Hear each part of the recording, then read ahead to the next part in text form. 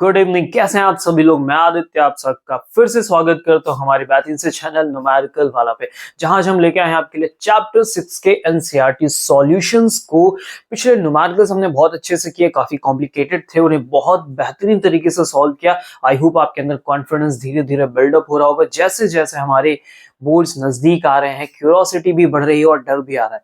लेकिन ध्यान रखिएगा, जितने अच्छे से आपके कॉन्सेप्ट क्लियर होंगे उतना ही डर हमारा खत्म हो जाएगा। तो एनसीईआरटी न्यूमेरिकल्स इसके लिए रामबाण इलाज। अगर आपने एनसीईआरटी न्यूमेरिकल्स को सॉल्व कर लिया तो किसी भी तरह का कोई पीवाईक्यू हो, कैसे भी कोई टारगेटेड क्वेश्चंस हो, आप 100% कर ले जाएंगे। क्या बात समझ में आ रही? तो चलिए जल्दी से बिना देर किए स्टार्ट करते हैं अपने फर्स्ट क्वेश्चन को। और ध्यान रखना कि सारे क्वेश्चन हमें खुद से ट्राई करने हैं। Get it? ओके। तो पहले क्वेश्चन को पढ़ते हैं। क्या लिखा? Predict the direction of induced current in this situation describe by the following figures. Okay, तो हमें इन सब में इंड्यूस्ड करंट की डायरेक्शन बतानी। यहां तक पहुंचने से पहले मैं सबसे पहले आपको कॉन्सेप्ट क्लियर कर देता हूं। क्या होगा इस कॉन्सेप्ट में जब हम इंड्यूस्ड करंट की डायरेक्शन को फाइंड आउट करते हैं? तो ध्यान से समझना मेरी बात को। जब भी हम किसी तरह का कोई चेंज करते हैं तो हमें किस चेंज को सबसे पहले प्रेडिक्ट करना होता है, पकड़ना होता है। हमें देखना होता है कि क्या ऐसा कोई फिनोमेना हो रहा है जिसकी वजह से हमारी मैग्नेटिक फील्ड चेंज हो रही है। अगर मैग्नेटिक फील्ड चेंज हो रही है तो क्या उसकी वजह से फ्लक्स में किसी तरह का कोई चेंज डेवलप होगा। दूसरी बात, क्या किसी तरह से हम एरिया को चेंज कर पा रहे हैं? अगर एरिया चेंज कर रहे हैं तो फिर से हमारे फ्लक्स में चेंज होगा। क्या हम किसी तरह से एंगल को चेंज कर पा रहे हैं तो फिर से हमारे फ्लक्स में चेंज होगा। यानी फाइंड आउट करना है हमें चेंज इन फ्लक्स। अगर फ्लक्स चेंज होगा तो ऐसी कंडीशन में ईएमएफ डेवलप होगा, और अगर ईएमएफ डेवलप हुआ तो करंट डेवलप होने के चांसेस बन जाते हैं अगर हमारी कॉइल या फिर हमारा सर्किट क्लोज हुआ तो। क्या बात सबको समझ में? फ्लक्स का फॉर्मूला होता है बी ए कॉस थीटा। तो बी चेंज होना चाहिए या फिर ए चेंज होना चाहिए या फिर थीटा चेंज होना चाहिए। क्या बात सबको समझ में आई? ठीक है। और ऐसी कंडीशन में जब चेंज होता है तो फ्लक्स बदलता है, और फ्लक्स बदलने से ईएमएफ डेवलप होता है, और ईएमएफ डेवलप होने के जस्ट बाद बन के आती है इंड्यूस्ड करंट। क्या बात सबको समझ में आ गई? और अब जब इंड्यूस्ड करंट बन के तैयार हो गई तो फाइंड आउट हमें करना होता है उसकी डायरेक्शन को। तो डायरेक्शन किसके थ्रू हम देते हैं? लेंज लॉ के अकॉर्डिंग। तो लेंज लॉ क्या कहता है? उस रीजन का अपोज करो, उस कॉज का अपोज करो जिसकी वजह से ये करंट और ये फिनोमेना डेवलप हुआ है, जिसकी वजह से करंट बन के तैयार हुई है, उसका अपोज करो। जिसकी वजह से फ्लक्स में चेंजेस प्रोड्यूस हुए हैं उसका अपोज करो। क्या बात समझ गए? Get it? क्या रीजन सबको समझ में आया? चलो आज शुरू करते हैं, एक एक क्वेश्चन कवर करेंगे और आपको क्लैरिटी के साथ चीजें समझ में आ जाएंगी। आइए ध्यान से देखो, यहां क्या हुआ है। मेरे पास एक मैग्नेट है, नॉर्थ पोल और साउथ पोल। अब मैं क्या कर रहा हूं, इसको इस तरफ मूव करा रहा हूं।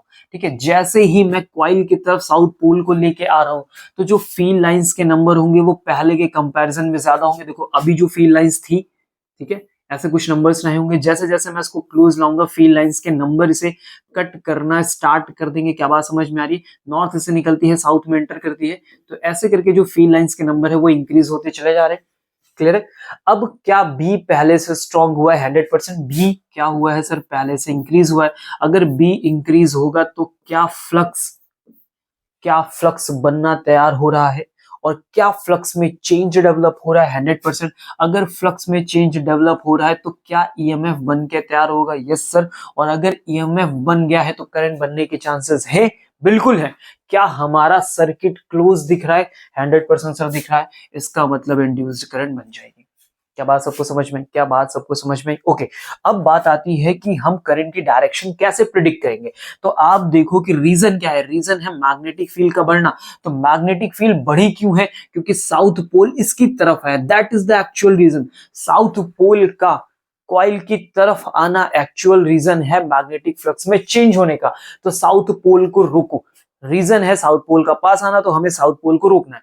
तो अगर आपको साउथ पोल रोकना है तो इस कॉइल के अंदर आपको फॉर्म करना पड़ेगा साउथ पोल। क्या बात समझ में? साउथ और साउथ क्या करते हैं? एक दूसरे को रिपेल करते हैं। और अगर ऐसा हुआ तो इसके अंदर साउथ पोल बनेगा और हमारी करंट फॉर्म होते हुए कुछ ऐसे दिखाई देगी। क्या बात समझ में आ रही है? हमारी करंट ऐसे फॉर्म होगी और ऐसे मूव करते हुए जाएगी। यानी यहाँ पे जो डायरेक्शन है वो डायरेक्शन आपको क्या मिलेगी? Q R P Q. क्या बात समझ में आ गई सर? क्या बनेगी? Q R P Q. Get it? Clear हुआ? Very good. चलो आते हैं नेक्स्ट क्वेश्चन पे। बात समझ में आई? चलो सेकंड करते हैं और ध्यान से करिएगा।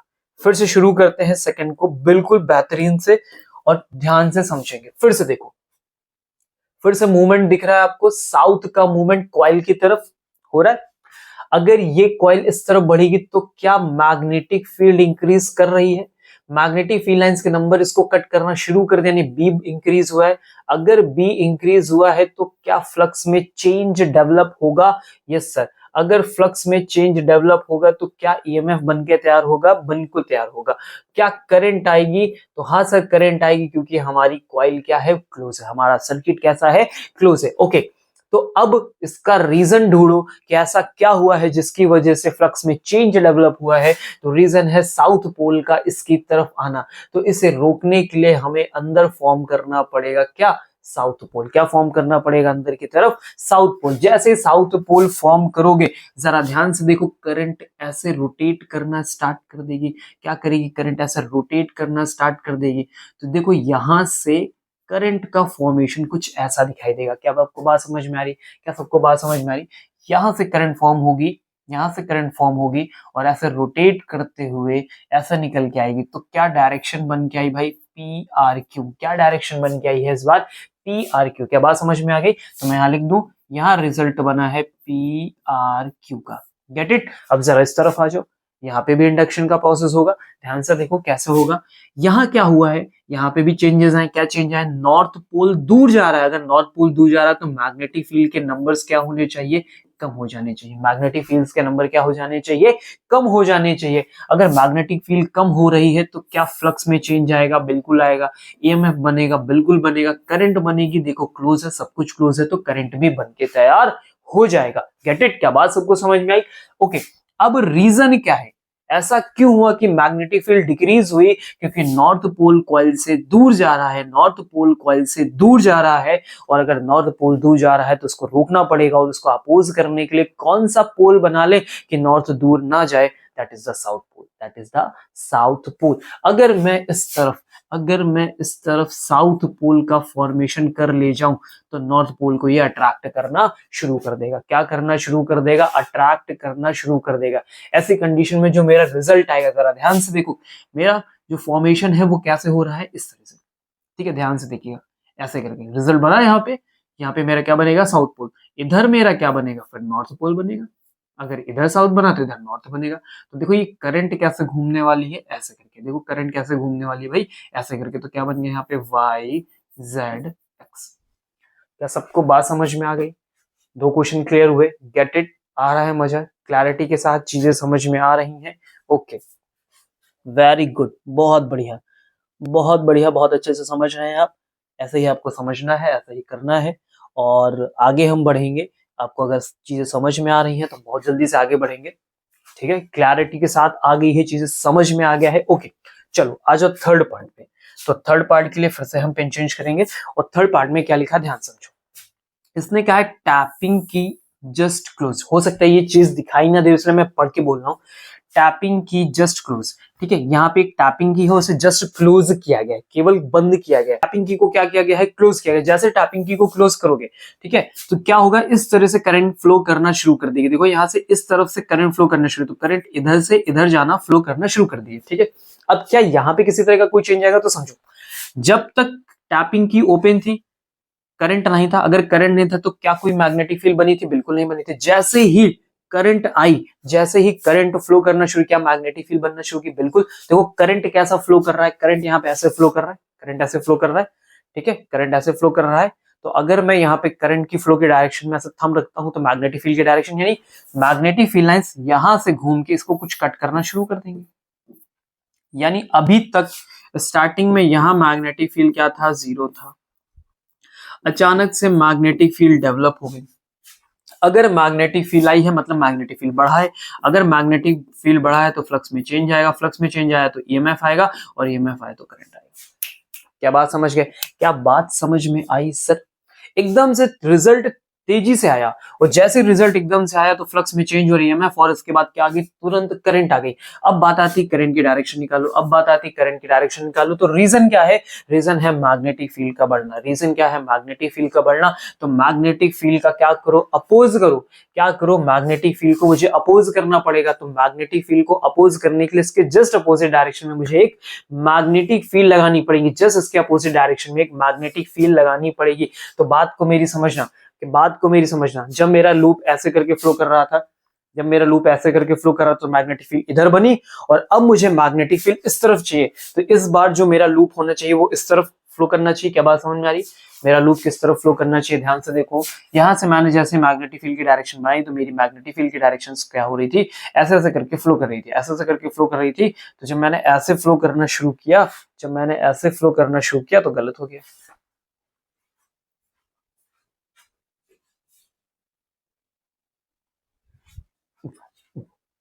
ओके, तो अब हम इसमें क्या कर रहे हैं कि देखो टैपिंग की जस्ट क्लोज है, टैपिंग की क्या है हमारी, क्लोज है। तो ये बात मैं यहाँ पे लिख दे रहा, समझ लो टैपिंग की क्या है यहाँ पे, क्लोज है। अब मेरी बात समझना, यहाँ पे जैसे टैपिंग की क्लोज किया गया तो तुरंत क्या होगी, पूरे पूरे सर्किट में करंट फ्लो होगी। तो जो करंट फ्लो करने की डायरेक्शन है वो हमें ऐसे दी गई है। क्या बात सबको समझ में आ रही, ठीक है। अब जब करंट फ्लो करेगी तो मैग्नेटिक फील्ड भी बनेगी। देखो जब तक करंट नहीं थी, यहाँ कोई मैग्नेटिक फील्ड था नहीं था सर, मैग्नेटिक फील्ड कितना था भाई, 0 था। अब जैसे इसमें करंट फ्लो की, तो करंट फ्लो करने की डायरेक्शन ये है, ठीक है।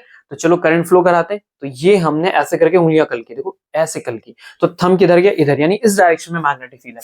तो यहां से मैग्नेटिक फील्ड लाइंस ऐसे निकली और इसको कट करना शुरू कर दिया। जैसे ही मैग्नेटिक फील्ड लाइंस ने इसको कट किया, इसका मतलब मैग्नेटिक फील्ड आ गई, मैग्नेटिक फील्ड में चेंज, मैग्नेटिक फील्ड में चेंज आया तो फ्लक्स में चेंज आएगा, फ्लक्स में चेंज आया तो ईएमएफ बनेगा, ईएमएफ आया तो करंट बनेगी।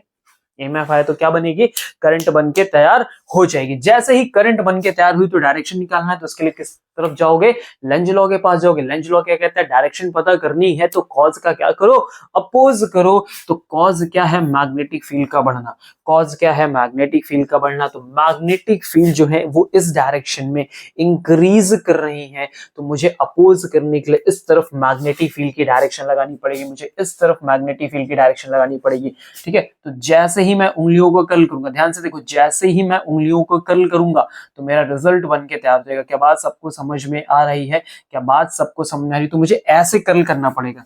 तो देखो मैंने ये कर दिया भाई कर्ल, मैं दूसरे पेन से दिखा रहा हूं, मैंने ऐसे कर दी कर्ल।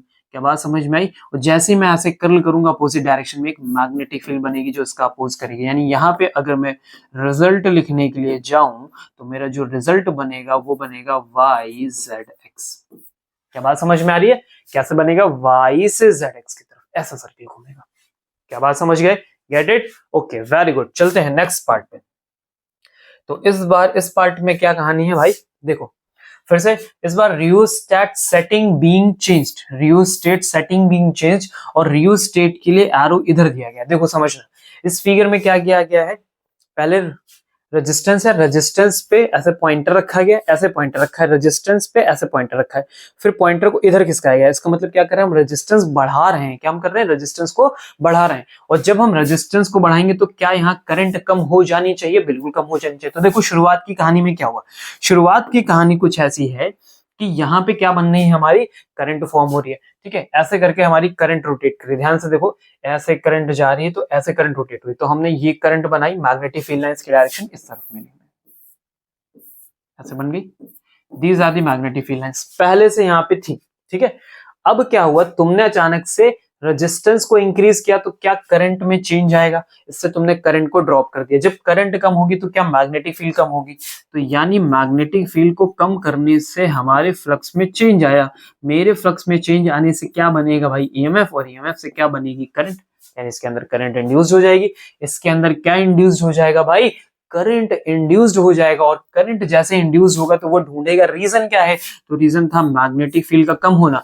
तो मैग्नेटिक फील्ड कम हो रही है, इसका अपोज तुम कैसे करोगे, मैग्नेटिक फील्ड को बढ़ा के। कैसे अपोज करोगे, मैग्नेटिक फील्ड को बढ़ा के। तो मैग्नेटिक फील्ड की डायरेक्शन इस तरफ है, मैग्नेटिक फील्ड की डायरेक्शन इस तरफ है, तो अगर मैग्नेटिक फील्ड को अपोज करना है, कम हो रही है तो उसने कम नहीं होने देना। अगर कम नहीं होने देना तो सेम डायरेक्शन में आपको मैग्नेटिक फील्ड बनानी पड़ेगी, आपको सेम डायरेक्शन में मैग्नेटिक फील्ड बना कर देनी पड़ेगी। क्या बात समझ में आ रही है, तो इसमें भी करंट आपको ऐसी ही बनानी पड़ेगी।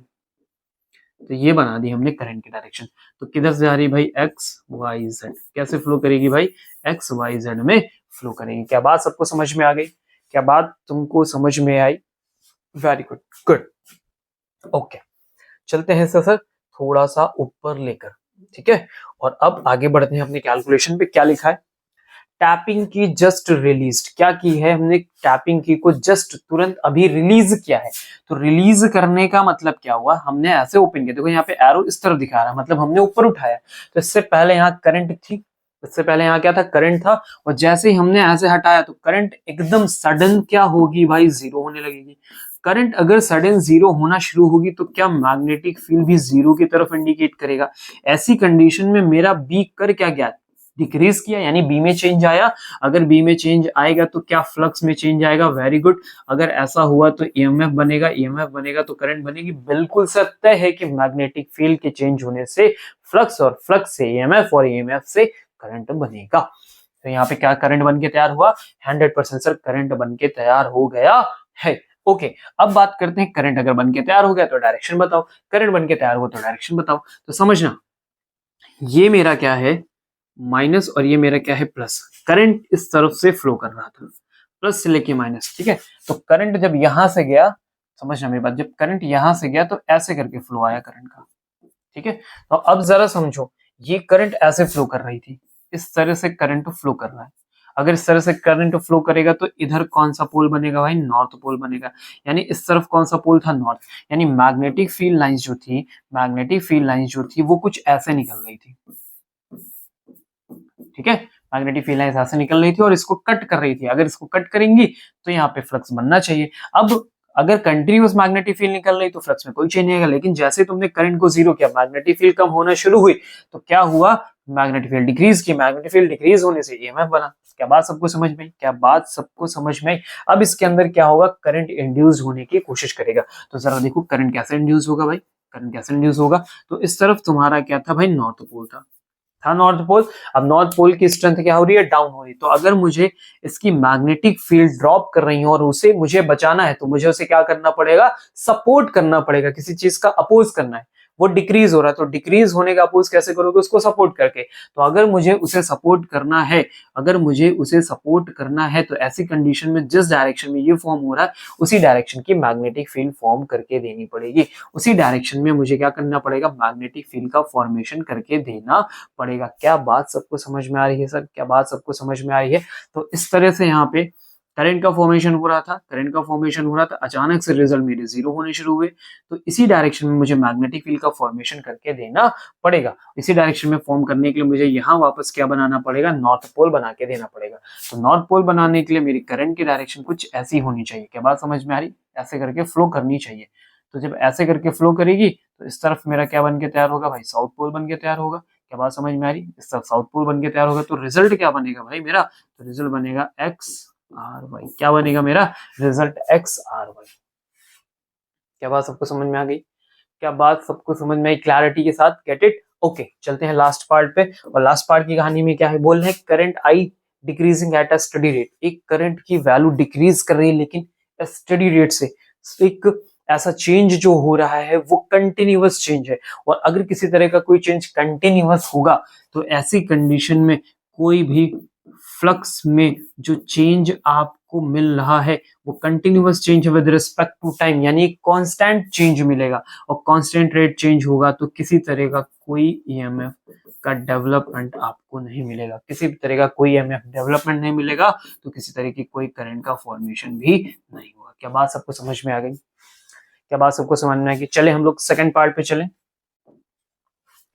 आगे हम अपने सेकंड पार्ट पे, ठीक है। अब जरा ध्यान से देखो क्या लिखा, use Lenz law to determine the direction of induced current in this situations. देखो क्वेश्चन फिर से वही आया है, तो इस बार हमें गलती नहीं करनी है, बहुत समझदारी के साथ काम करना है, ठीक है, ताकि हम इनके आंसर्स को बहुत अच्छे से बता पाए, समझा पाए, ठीक है। चलो ध्यान समझते हैं। सबसे पहला, a wire of irregular shape turning into a circular shape, ठीक है। ये हमारे पास एक इरेगुलर शेप है और ये टर्न कर रहा है एक सर्कुलर शेप में। क्या कर रहा है? टर्न कर रहा है सर्कुलर शेप में। फिर सब मेरी बात को समझना, मैंने कहा था जो मेरा फ्लक्स होता है वो होता है बी ए कॉस थीटा, यानी बी पे डिपेंड करता है, ए पे डिपेंड करता है और थीटा पे डिपेंड करता है। अब जरा ध्यान से देखो, क्या यहाँ पे एरिया मेरा इंक्रीज कर रहा है? क्या यहाँ पे एरिया मेरा इंक्रीज कर रहा है? देखो बढ़ रहा है, एरिया इंक्रीज कर रहा है। क्या एरिया इंक्रीज करने से फ्लक्स में चेंज आएगा? अगर फ्लक्स में चेंज आएगा तो ईएमएफ बनेगा, और ईएमएफ बनेगा तो क्या आ जाएगी? करंट आ जाएगी। क्या बात समझ में? क्या बात समझ में? Very good. ओके, एरिया बढ़ा, फ्लक्स बना, ईएमएफ आया और करंट को आना तय है। अब क्वेश्चन ये राइज हो रहा है कि जो करंट का फॉर्मेशन होगा वो किस तरह से होगा। क्वेश्चन ये राइज होगा जो करंट का फॉर्मेशन होगा वो कैसा होगा। तो सबसे पहले रीजन ढूंढो। रीजन है एरिया का बढ़ना। तो एरिया का अपोज कैसे करोगे? तो एरिया तो हम कम कर नहीं सकते, तो हम इसके बदले किसको डाउन कर देंगे? इसके बदले हम बी को डिक्रीज करने की कोशिश करेंगे। देखो, इतने से पार्ट में पहले मैग्नेटिक फील्ड की सिर्फ इतनी फील्ड लाइंस थी, लेकिन जैसे ये सर्कुलर शेप में हो तो ज्यादा फील्ड लाइंस हमने कवर कर लिया, यानी बी एक तरफ से बढ़ गया। क्या बात समझ में? तो बी को डिक्रीज करो। अभी बी की डायरेक्शन क्रॉस है, क्रॉस का मतलब इनसाइड द प्लेन, तो अभी मैग्नेटिक फील्ड इनसाइड है, और अगर उसे अपोज करना है तो उसके अपोजिट डायरेक्शन में मैग्नेटिक फील्ड इधर लगानी पड़ेगी। तो हमने राइट हैंड थंब रखा, मैग्नेटिक फील्ड को इधर किया, उंगलियों को कर्ल किया। उंगलियों को कर्ल करोगे तो जो करंट है वो कुछ ऐसे फ्लो होनी चाहिए। करंट कैसे फ्लो होनी चाहिए? तो यहाँ पे हम लिख लेते हैं भाई, करंट हमारी फ्लो होगी BADC। क्या बात सब लोग समझ में आ गई? करंट कैसे फ्लो होगी? BADC से। Get it? आई होप अब आपको बातें समझ में आने लगी होंगी। क्लियर हो रहा है मामला? Very good. चलो फिर से आ जाते हैं, फिर से इसको सॉल्व करते हैं। वही कहानी, क्या लिखा है? A circular loop being deformed into a narrow straight wire. ऐसा सर्कुलर लूप था, अब ये डिफॉर्म हो रहा है, कम हो रहा है, छोटा हो रहा है। तो इस बार कहानी में क्या है सर? हमारा जो एरिया है वो क्या कर रहा है? डिक्रीज कर रहा है। डिक्रीज हुआ, अगर ए में चेंज आया तो क्या फ्लक्स में चेंज आएगा? फ्लक्स में चेंज आया तो क्या ईएमएफ, और ईएमएफ आया तो क्या करंट बनेगी? तहसर बनेगी। ओके, अब बात को समझते हैं, हुआ क्या है? रीजन ढूंढो। लेंज लॉ कहता है रीजन लेके आओ, तो रीजन है एरिया का डिक्रीज होना। अब एरिया का अपोज, डिक्रीज का अपोज कैसे होगा? उसके बढ़ा के क्या हम एरिया बढ़ा सकते हैं? नहीं। तो अब ऐसे बात को समझो कि जब ये सर्कुलर लूप था तो ज्यादा मैग्नेटिक फील्ड लाइंस को कवर कर पा रहा था, और अब जब हम इसे नैरो बेंट कर रहे हैं वायर में तो ये कम मैग्नेटिक फील्ड को कवर करेगा। तो एक तरह से आप ऐसे समझो कि मैग्नेटिक फील्ड्स के नंबर क्या हो रहे हैं? कम हो रहे हैं। और अगर मैग्नेटिक फील्ड के नंबर्स कम हो रहे हैं और उसका अपोज करना है तो मैग्नेटिक फील्ड को बढ़ाओ, मैग्नेटिक फील्ड को बढ़ाओ। तो जरा देखो, मैग्नेटिक फील्ड की डायरेक्शन इस बार डॉट से रिप्रेजेंट की गई, मतलब कहां जा रही है? आउटसाइड। आउटसाइड की मैग्नेटिक फील्ड डिक्रीज कर रही है, तो उसका अपोज कैसे करोगे? उसी डायरेक्शन में मैग्नेटिक फील्ड बना के, ताकि वो डिक्रीज ना कर पाए। तो थंब को ऐसे रखिए, उंगलियों को कर्ल करिए। थंब को ऐसे रखिए और उंगलियों को कर्ल करिए। जब उंगलियां कर्ल करोगे तो ये ऐसे करके फ्लो करेगा। क्या बात सबको समझ में आ गई? डायरेक्शन लिख दी जाए। तो डायरेक्शन लिख रहा हूं मैं C dash, B dash, A dash और D डैश। ये है डायरेक्शन आपके करंट की। क्या बात समझ गए? आई होप हमने इतने क्वेश्चंस कर लिए हैं कि अब आपको करंट वाले टर्म में कोई दिक्कत नहीं होनी चाहिए। समझ रहे हैं बात को? ओके, चले बढ़े आगे, नेक्स्ट पार्ट पे आते हैं। ओके, आ गए हम लोग नेक्स्ट पार्ट पे। तो पढ़िए क्वेश्चन क्या लिखा हुआ है। क्वेश्चन में क्या लिखा? A long solenoid with 15 tons per centimeter has a small loop of area 2 centimeters square placed inside normal to the axis of solenoid. If the current carried by the solenoid changes steadily from 2 ampere to 4 ampere in 0.1 second, what is the induced voltage in the loop while the current is changing? ठीक है, अब मेरी कहानी को बहुत ध्यान से समझो। इन्होंने बोला हमारे पास कितने टन से? 15 टन है पर सेंटीमीटर डिफाइन किया इन्होंने। ठीक है, लूप एरिया 2 सेंटीमीटर स्क्वायर इन्होंने गिवन कर दिया है। ओके, और बोला है कि जो हम एक्सिस के थ्रू ले रहे हैं, ठीक है, एक्सिस ऑफ द सोलेनॉइड, उसके हमने नॉर्मल पुटअप किया हुआ है। ठीक है, if the current carrying by the solenoid changes steadily, 2 ampere से 4 एम्पियर का चेंज आया है, कितनी देर में आ गया है? 0.1 सेकेंड में ये चेंज आ गया। What is the induced voltage in the loop? ठीक है, अब मेरी बात को समझो, क्या इंड्यूस हुआ है? वोल्टेज की बात हुई, यानी ईएमएफ। ईएमएफ कैसे बनता है? जब फ्लक्स का क्या हो जाए? चेंज हो जाए। फ्लक्स का फॉर्मूला लिखोगे तो क्या बनेगा भाई? BA cos थीटा अपॉन में आएगा DT। क्या बात यहां तक सबको समझ में आ गई? ओके, अब बात आती cos थीटा की। तो जरा ध्यान से देखो, वो एक्सिस के साथ नॉर्मल है, तो cross section area cross section area कैसे होती है भाई, क्रॉस सेक्शन एरिया ऐसे बनेगा, उसका एरिया लूप ए और फिर नॉर्मल के बिल्कुल परपेंडिकुलर रखा गया, तो लूप और इसके बीच का ए, ये हो गया क्रॉस सेक्शन एरिया। उसका एरिया वेक्टर ऐसे जाएगा और एक्सिस भी ऐसे जाएगा, तो दोनों के बीच में एंगल कितना है, थीटा इज इक्वल टू 0, तो थीटा 0 कॉस थीटा 0 कॉस 0 1। ठीक है, क्या बचा तुम्हारे पास, डी बी ए अपॉन डी टी। ठीक है, अब बात आई एरिया तो सर बदलेगा नहीं, तो एरिया उठा के बाहर पटक दिया, अंदर क्या वेरिएट होगा भाई, डीबी बाई डी टी।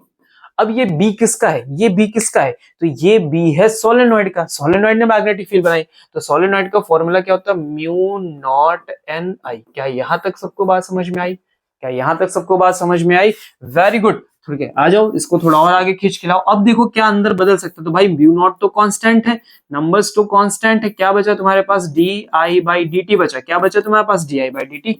अब जरा म्यू नॉट देखो, अब जरा म्यू नॉट देखोगे तो म्यू नॉट का रिजल्ट क्या होता है भाई, तो म्यू नॉट का रिजल्ट होता है 4 pi into 10 to the power -7। कोई दिक्कत समस्या परेशानी नहीं सर। एन कितने दिए, 15 टन पर सेंटीमीटर, उन्होंने पर सेंटीमीटर दिया, हमें क्या चाहिए होता है, टन्स पर मीटर चाहिए होता है, तो सेंटीमीटर से मीटर में अगर जाओगे तो कितना मिलेगा भाई, 1500 टन्स मिल जाएंगे आपको पर मीटर। क्या बात समझ में आ रही, सेंटीमीटर में, 1 सेंटीमीटर में 15 आ रहा है, सेंटीमीटर में 15 आ रहा है।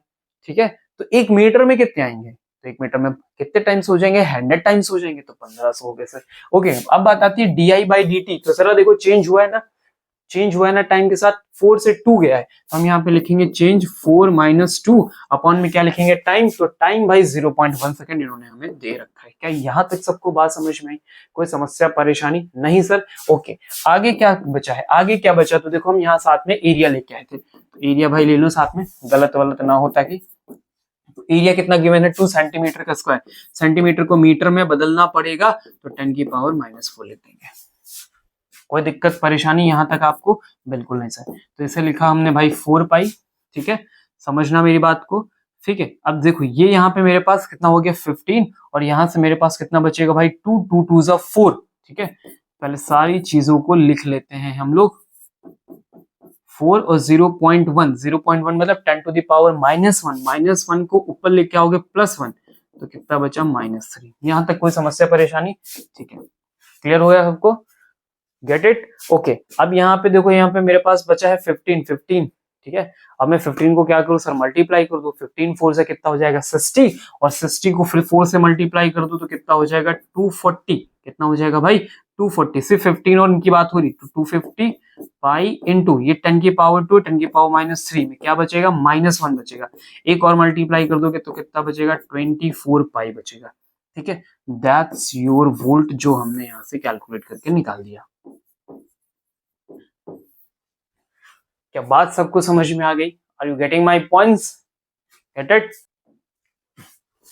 तो आगे हम अपने नेक्स्ट क्वेश्चन में, क्वेश्चन नंबर क्या है 6.4, क्या लिखा हुआ है, a rectangular loop of side 8 centimetre 2 centimetre with a small cut is moving out of a region of uniform magnetic field of a magnitude 0.3 Tesla directed normal to the loop.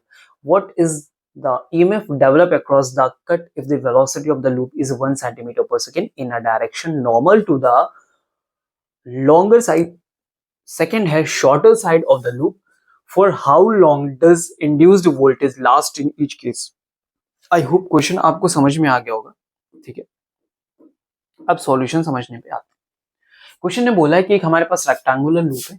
ठीक है, तो एक बार हमने उसे मूव कराया है 1 centimetre per second की speed से, किस साइड पे, लॉन्गर साइड से। एक बार 8 सेंटीमीटर की डायरेक्शन में यहां से मूव कर रहा है, और एक बार हम मूव करा रहे हैं इसे 1 सेंटीमीटर की डायरेक्शन में, सॉरी 2 सेंटीमीटर की डायरेक्शन में, इस तरफ। ये बात समझ में आ गई। ओके, अब देखो कॉन्सेप्ट क्या है, क्या करोगे सर, तो देखो कॉन्सेप्ट है कि जब आप किसी लूप को, यानी स्पेशली किसी वायर को मैग्नेटिक फील्ड में मूव कराते हो, ठीक है, तो जिस वायर को आप मूव कराते हो उसकी लेंथ में एक ईएमएफ डेवलप होता है। क्या बात समझ में आ रही है, जो वायर मूव करेगा, जो वायर की डायरेक्शन मूव करेगी, उसकी लेंथ में ईएमएफ डेवलप हो जाएगा, और उसकी ईएमएफ में क्या होगा, उसकी लेंथ में ईएमएफ डेवलप हो जाएगा।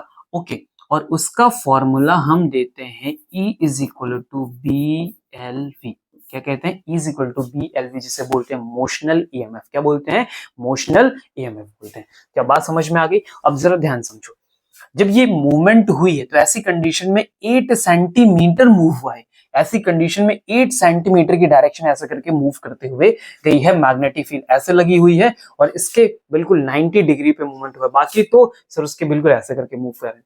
तो होगा क्या, इस वाले पार्ट में ही EMF डेवलप होगा। क्या बात समझ में आ रही है? इस डायरेक्शन में मूवमेंट हो रहा है तो इस साइड में ही क्या डेवलप होगा, EMF डेवलप होगा। तो जब मैं यहाँ फॉर्मूले में आऊंगा तो मैं लिखूंगा मैग्नेटिक फील्ड 0.3 टेस्ला और लेंथ इन्होंने गिवन की है 8 सेंटीमीटर, तो 8 इंटू 10⁻²।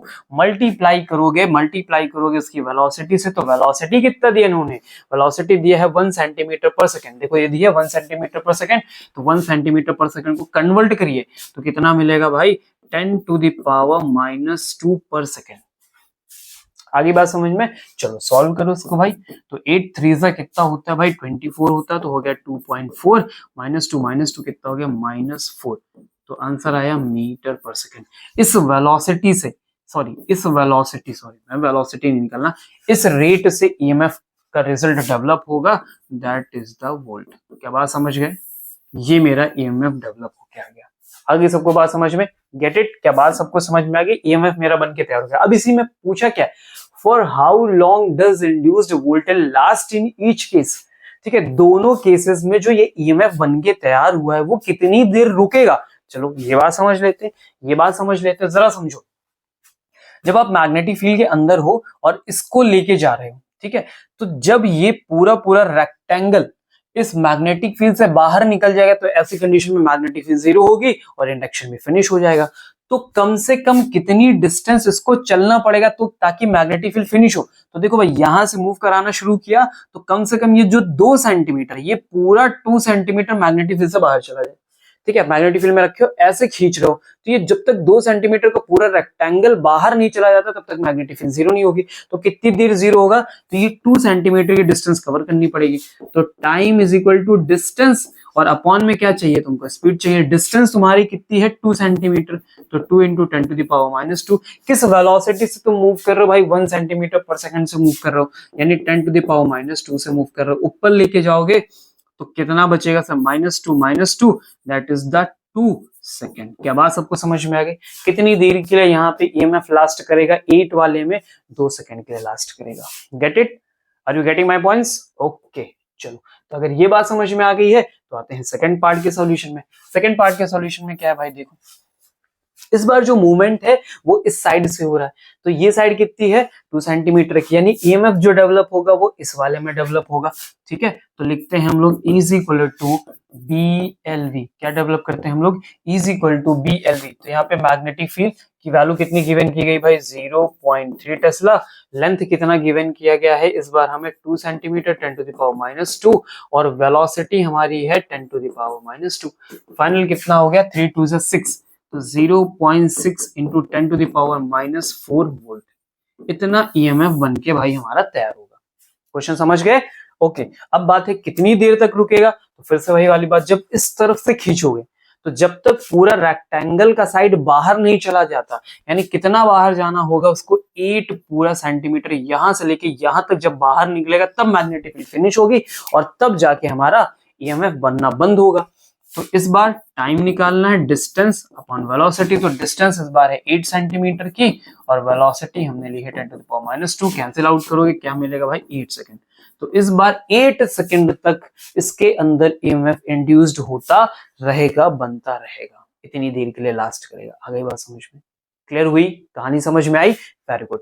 नेक्स्ट पार्ट, और इस बार कहानी क्या है, a 1 meter long metallic rod is rotated with an angular frequency of 400 radian per second about an axis normal to the rod passing through its one end. Okay.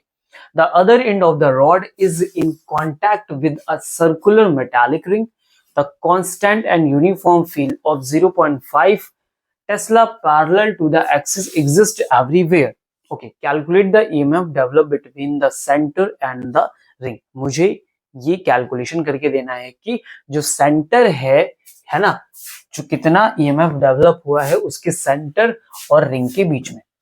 कहानी कुछ sir ऐसी look like होने वाली है, ठीक है।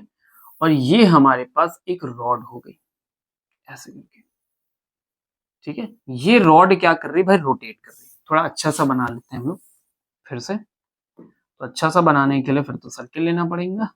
Okay, देखो कहानी समझते हैं यहां से। ओके, ठीक है, थैंक यू। अब यहां पे मैंने क्या किया, एक रॉड ले ली। इस रॉड को हम क्या कर रहे हैं, रोटेट कर रहे हैं, ठीक है। तो कितना ईएमएफ इसके सेंटर और इस एक्सिस, ये जो रिंग ली इसके बीच में डेवलप हुआ है, यहां से लेके इसके बीच में कितना ईएमएफ डेवलप हुआ है ना। इस लेंथ को अगर मैं थोड़ी देर के लिए एल मान लेता हूं तो क्या बात सबको समझ में आ गई? क्या बात सबको समझ में आई? किस ओमेगा से घूम रहा है, 400 रेडियन पर सेकंड से घूम रहा है भाई। 1 मीटर लॉन्ग मेटालिक रॉड है, ऐसा से घूम रही है, passing through it's one and, ठीक है, ऐसा से करके घूम रही है। Other and of the rod is contact with a circular metallic ring. तो ये देखो एक सर्कुलर मेटालिक रिंग है, इससे कांटेक्ट में है। एक ये है, इसका एक एंड हम ऐसा से घुमा रहे हैं और एक कांटेक्ट हमारा मेटालिक रिंग से। कितनी constant and uniform magnetic field 0.5 tesla parallel to the axis exist everywhere. Parallel to the axis, axis के पैरेलल क्या हो रही है, तो भाई एक्सिस कैसे होगी, एक्सिस होगी। तो मैग्नेटिक फील्ड या तो इनसाइड है या तो आउटसाइड है। तो इनसाइड है या तो आउटसाइड है। मैं थोड़ी देर के लिए मान लेता हूं कि भाई इनसाइड मैग्नेटिक फील्ड हमने लगा के रखी है, ठीक है। ये लग गई भाई मैग्नेटिक फील्ड। अब इस मैग्नेटिक फील्ड के परपेंडिकुलर आपका भाई मूवमेंट चल रहा है। आप बताओ कि कितना ईएमएफ डेवलप हुआ। तो बात समझना, सेंटर से लेके इस रॉड के बीच में जो ईएमएफ डेवलप होगा, ठीक है, उसका जब हम सॉल्व, तो हम इसका जो रिजल्ट देते हैं वो देते हैं हाफ बी ओमेगा और लिखते हैं एल स्क्वायर। ये हमारा क्या होता है, फॉर्मूला होता है। हाफ मैग्नेटिक फील्ड लिखो भाई, तो कितनी मैग्नेटिक फील्ड तुमने दी भाई, हमें 0.5 दी है। किस ओमेगा से घूम रहे हैं भाई हम, 400 के ओमेगा से घूम रहे हैं। व्हाट इज द लेंथ भाई, तो 1 का स्क्वायर, ठीक है। चलिए सॉल्व करें। तो भाई 4 और 5, तो इसको पहले कट कर दो भाई, 2 हो गया। 2 और 5 मल्टीप्लाई करोगे 1 हो गया। क्या बात समझ में आई, 1 हो गया। और इस 1 को जब मल्टीप्लाई करोगे तो ये भाई तुम्हें कितना मिलेगा, 100। That is the result of 100 volt. इतना रिजल्ट डेवलप होगा। Are you getting my points, are you getting my points. चले नेक्स्ट पार्ट पे। नेक्स्ट क्वेश्चन पे आगे, क्वेश्चन नंबर 6 क्या लिखा हुआ है, a circular coil of radius 8 cm and 20 tons rotate about its vertical diameter with an angular speed of 50 radian per second. Okay, in a uniform horizontal magnetic field of magnitude 3 into 10 to the power minus 2 Tesla. Obtain the maximum and average EMF induced in the coil if the coil forms a closed loop of resistance 10 ohm. Calculate the maximum value of the current in the coil. Calculate the average power loss due to joule heating. Where does this power comes from? बड़ा लंबा question है, फिर से पढ़ते हैं। एक circular coil है, radius 8 centimetre की गिवन की गई है और उस पर कितने टन है, 20 टन से रोटेट हो रही है एक एक्सिस के। It's about it's vertical diameter of N angular speed of 50 radian पर सेकंड। इससे घूम रही है, यूनिफॉर्म हॉरिजॉन्टल मैग्नेटिक फील्ड में रखी है। मैग्नेटिक फील्ड इन्होंने हमें गिवन की है 3 into 10 to the power minus 2 Tesla. Okay, obtain the maximum and average EMF induced in the coil. ठीक है, अब मेरी बात को समझो। जब भी ऐसा होगा नंबर ऑफ टर्न्स है, नंबर ऑफ कॉइल्स है, तो क्या ईएमएफ डेवलप होगा जब हम किसी कॉइल की बात कर रहे होते हैं, जब हम किसी कॉइल की स्पेशली बात कर रहे होते हैं। तो देखो हमारा फॉर्मूला बन के आता है एन बी ए ओमेगा साइन ओमेगा टी। ठीक है, पहले इस फॉर्मूले को समझ लो। ये जो फॉर्मूला है ये डेवलप होता है, ठीक है। कितना ईएमएफ डेवलप हो रहा है जब हम उसको एज अ रोटेट कर रहे होते हैं। देखो turns rotates about this vertical diameter, तो रोटेशन होने पे भाई ये रिजल्ट बन के तैयार होगा। क्या बात समझ गए? ओके, अब क्वेश्चन ने मुझसे बोला है, क्वेश्चन ने मुझसे सबसे पहले बोला है कि भाई मैक्सिमम बनाओ, मैक्सिमम इंड्यूस्ड करके लाओ ईएमएफ। तो चलते हैं फॉर मैक्सिमम। तो ऐसी कंडीशन में जब मैक्सिमम के लिए जाएंगे तो साइन ओमेगा टी की मैक्सिमम वैल्यू कितनी होगी, 1 होगी। तो ई मैक्स बन के आएगा एन बी ए ओमेगा। क्या यहां तक सबको बात समझ में आई? ये वैल्यू अपनी मैक्सिमम दे दे तो मेरा पूरा रिजल्ट अपने मैक्स तक पहुंच जाएगा। नंबर ऑफ टर्न्स कितने दिए इन्होंने, 20 दिए। मैग्नेटिक फील्ड लिखो 3 into 10 to the power minus 2। Area, अब कॉइल कैसा है, तो सर्कुलर कॉइल का एरिया क्या होता है भाई, पाई आर स्क्वायर। तो what is the radius, 8 centimetre की रेडियस इन्होंने की है, तो 8 सेंटीमीटर का भैया स्क्वायर कर दो, -2 का होल स्क्वायर। मल्टीप्लाई करना है भाई हमें ओमेगा से, तो उन्होंने ओमेगा कितना गिवन किया है, 50 गिवन किया है। यहां तक सबको बात समझ में आ रही है, ठीक है। चलो ओपन कर लेते हैं। तो भाई 20 और 6, तो भाई ये हो गया भाई 60 इंटू 10⁻², और मल्टीप्लाई कर दो 3.14 से, 8 जा कितना हो गया भाई 64 हो गया, 10⁻⁻4 हो गया, और मल्टीप्लाई कर दो भाई 50 से, ठीक है। चलो सब लोग हाथ में कॉपी पेन लेके शुरू हो जाओ, जल्दी से कैलकुलेशन करो, देखो क्या रिजल्ट आता है। तो रिजल्ट आएगा 0.603, ठीक है। इतना ईएमएफ हमने क्या किया भाई, यहाँ पे डेवलप कर लिया। क्या सबको बात समझ में आ गई, कितना ईएमएफ डेवलप किया, 0.603 का हमने ईएमएफ यहाँ पे क्या कर लिया, डेवलप कर लिया। ओके, नेक्स्ट पार्ट के क्वेश्चन में देखो क्या बोला है। मैक्सिमम तक हमारी बात समझ में आ गई, हमने मैक्सिमम तक कहानी फिनिश कर दी। अब हमसे कह रहे हैं एवरेज ईएमएफ बताओ, एवरेज ईएमएफ बताओ, ठीक है। तो हम चलते हैं इसके एवरेज ईएमएफ के लिए। जब मैं इसके एवरेज ईएमएफ के लिए जाऊंगा, तो ऐसी कंडीशन में मेरा जो साइन ओमेगा टी है वो एवरेज टाइम पे मुझे रिजल्ट कितना देगा, 0, ठीक है। जब मैं इसकी एवरेज वैल्यू निकालूंगा, तो ऐसी कंडीशन में भाई देखो, साइन का जो ग्राफ होता है, एक टाइम पे पॉजिटिव और एक टाइम पे नेगेटिव, एक टाइम पे पॉजिटिव एक टाइम पे नेगेटिव, जितना पॉजिटिव उतना negative, that is the average value. जब मैं जाऊंगा तो प्लस और माइनस का नेट रिजल्ट कितना हो गया, 0 हो गया। ऐसी कंडीशन में साइन ओमेगा टी 0 देगा, तो भाई मेरा जो नेट एवरेज आया है उसका आंसर भी कितना हो गया, 0। आगे बात समझ में, ये हो गया हमारा अगला पार्ट। ओके, अब आगे बढ़ते हैं। अब हम आगे बढ़ते हैं, ऐसी कंडीशन में मुझे क्या मिलेगा, ऐसी कंडीशन में मुझे क्या मिलेगा। तो आगे बढ़ने पे क्वेश्चन ने बोला, if the coil forms a closed loop, अगर कॉइल क्लोज्ड लूप बना रहा है और रेजिस्टेंस 10 ओम का है, तो calculate the maximum value of the current in the coil. Maximum value of the current in the coil बहुत आसानी से बता सकते हैं भाई, करंट। तो मैक्सिमम करंट के लिए तुम क्या करो भाई, ईएमएफ पे चले जाओ और ईएमएफ को किससे डिवाइड कर दो, आर से। तो मैक्स चाहिए भाई ऐसी कंडीशन में तुमको, तुम्हारा ईएमएफ भी, और तुमने अपना मैक्सिमम ऑलरेडी निकाल के रखा है 0.603। क्या निकाला भाई, 0.603 डिवाइडेड बाई 10। तो आंसर कितना आ जाएगा, 0.0603 करंट है, तो भाई आंसर आया। आई बात समझ में सबको, तो ये रिजल्ट मेरा भाई करंट का आ गया। ओके, अब आगे क्या बोला है, मैक्सिमम करंट आ गई। Calculate the average power loss due to the joule heating. Joule heating मतलब देखो, जब रेजिस्टेंस होगा तो रेजिस्टेंस के वजह से क्या होगा, हीट डेवलप होगी, और वही हमारा एनर्जी लॉस होगा। अब ये आंसर मुझे जूल हीटिंग के अकॉर्डिंग देना है, ठीक है। तो चलो सर दे दिया जाए, ऐसी कौन सी बड़ी बात है। लो भाई, तो फॉर्मूला लिखो जूल हीटिंग का। तो बहुत सारे फॉर्मूले होते हैं हीट के, है ना, I² RT और पता नहीं क्या क्या चीजें होती हैं, ठीक है। तो हमें सॉल्व कैसे करना है वो हम देखते हैं। तो मेरे पास अभी क्या क्या है उसके अकॉर्डिंग हम अपना रिजल्ट निकालेंगे, ठीक है। तो चलो, सबसे पहले जब मैं यहाँ पे फाइंड आउट करने जा रहा हूं, तो मुझे एवरेज पावर लॉस चाहिए। क्या चाहिए, एवरेज पावर लॉस चाहिए due two joule heating. Average power loss क्या होता है, ठीक है। तो एवरेज पावर लॉस हम जब निकालने जाएंगे, तो नेट पावर हम लिखेंगे यहाँ पे,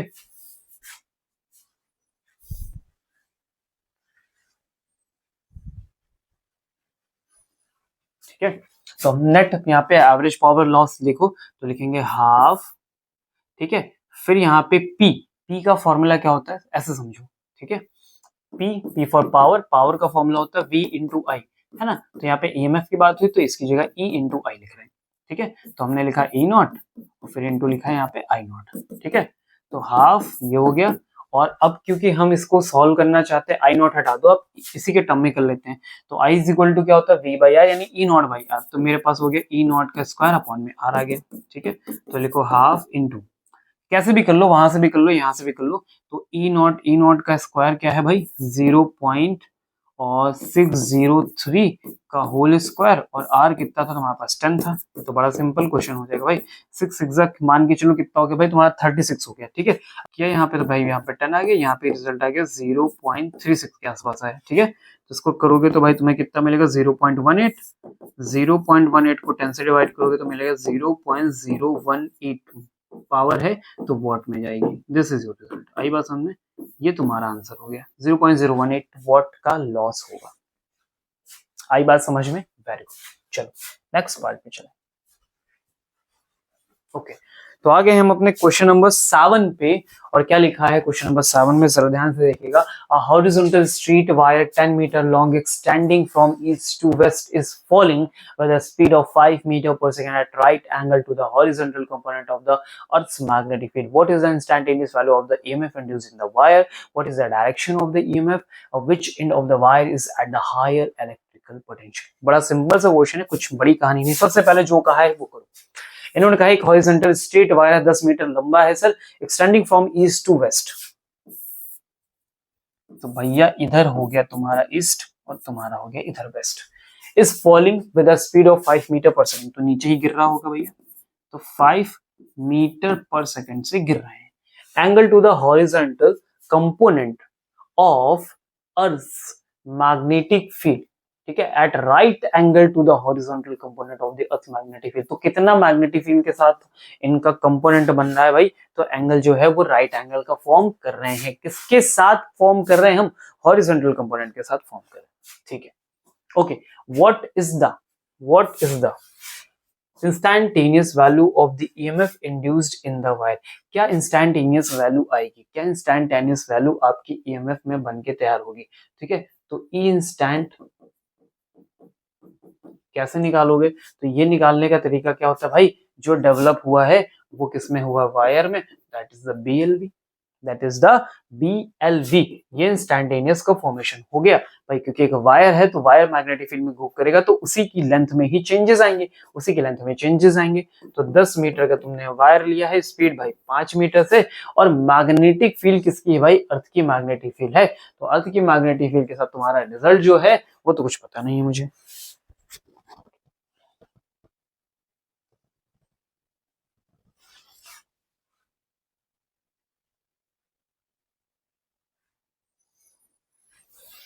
Hmm.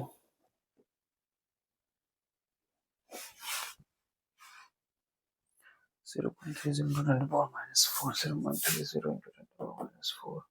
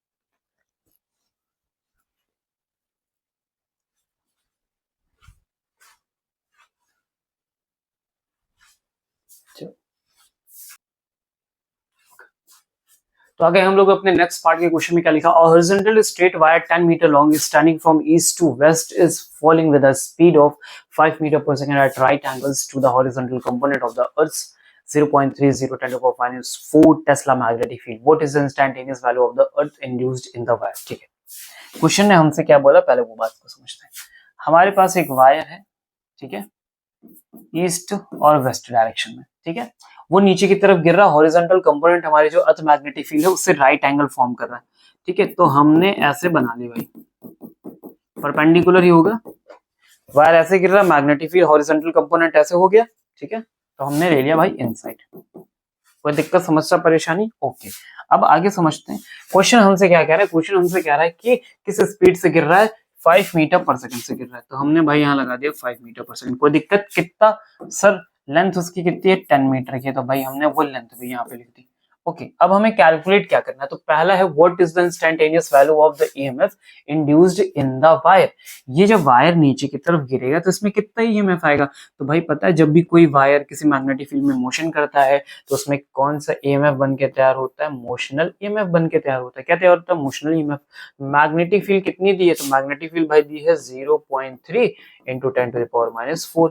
अब जो मोशनल ईएमएफ है उसके लेंथ में डिपेंड करेगा, लेंथ पे आके आएगा। तो लेंथ कितनी है 10 मीटर, किस वेलोसिटी से गिर रहा है भाई 5 से गिर रहा है, कंफर्म हो गया, मल्टीप्लाई कर दो, 5 3 से कितना हो गया 15 हो गया, 1.5 इंटू 10 टू द पावर 10 से मल्टीप्लाई करो -3 वोल्ट। क्या बात समझ में, ये ईएमएफ आ गया, पहला पार्ट आपका फिनिश हो गया, सिंपल क्लियर वेरी गुड।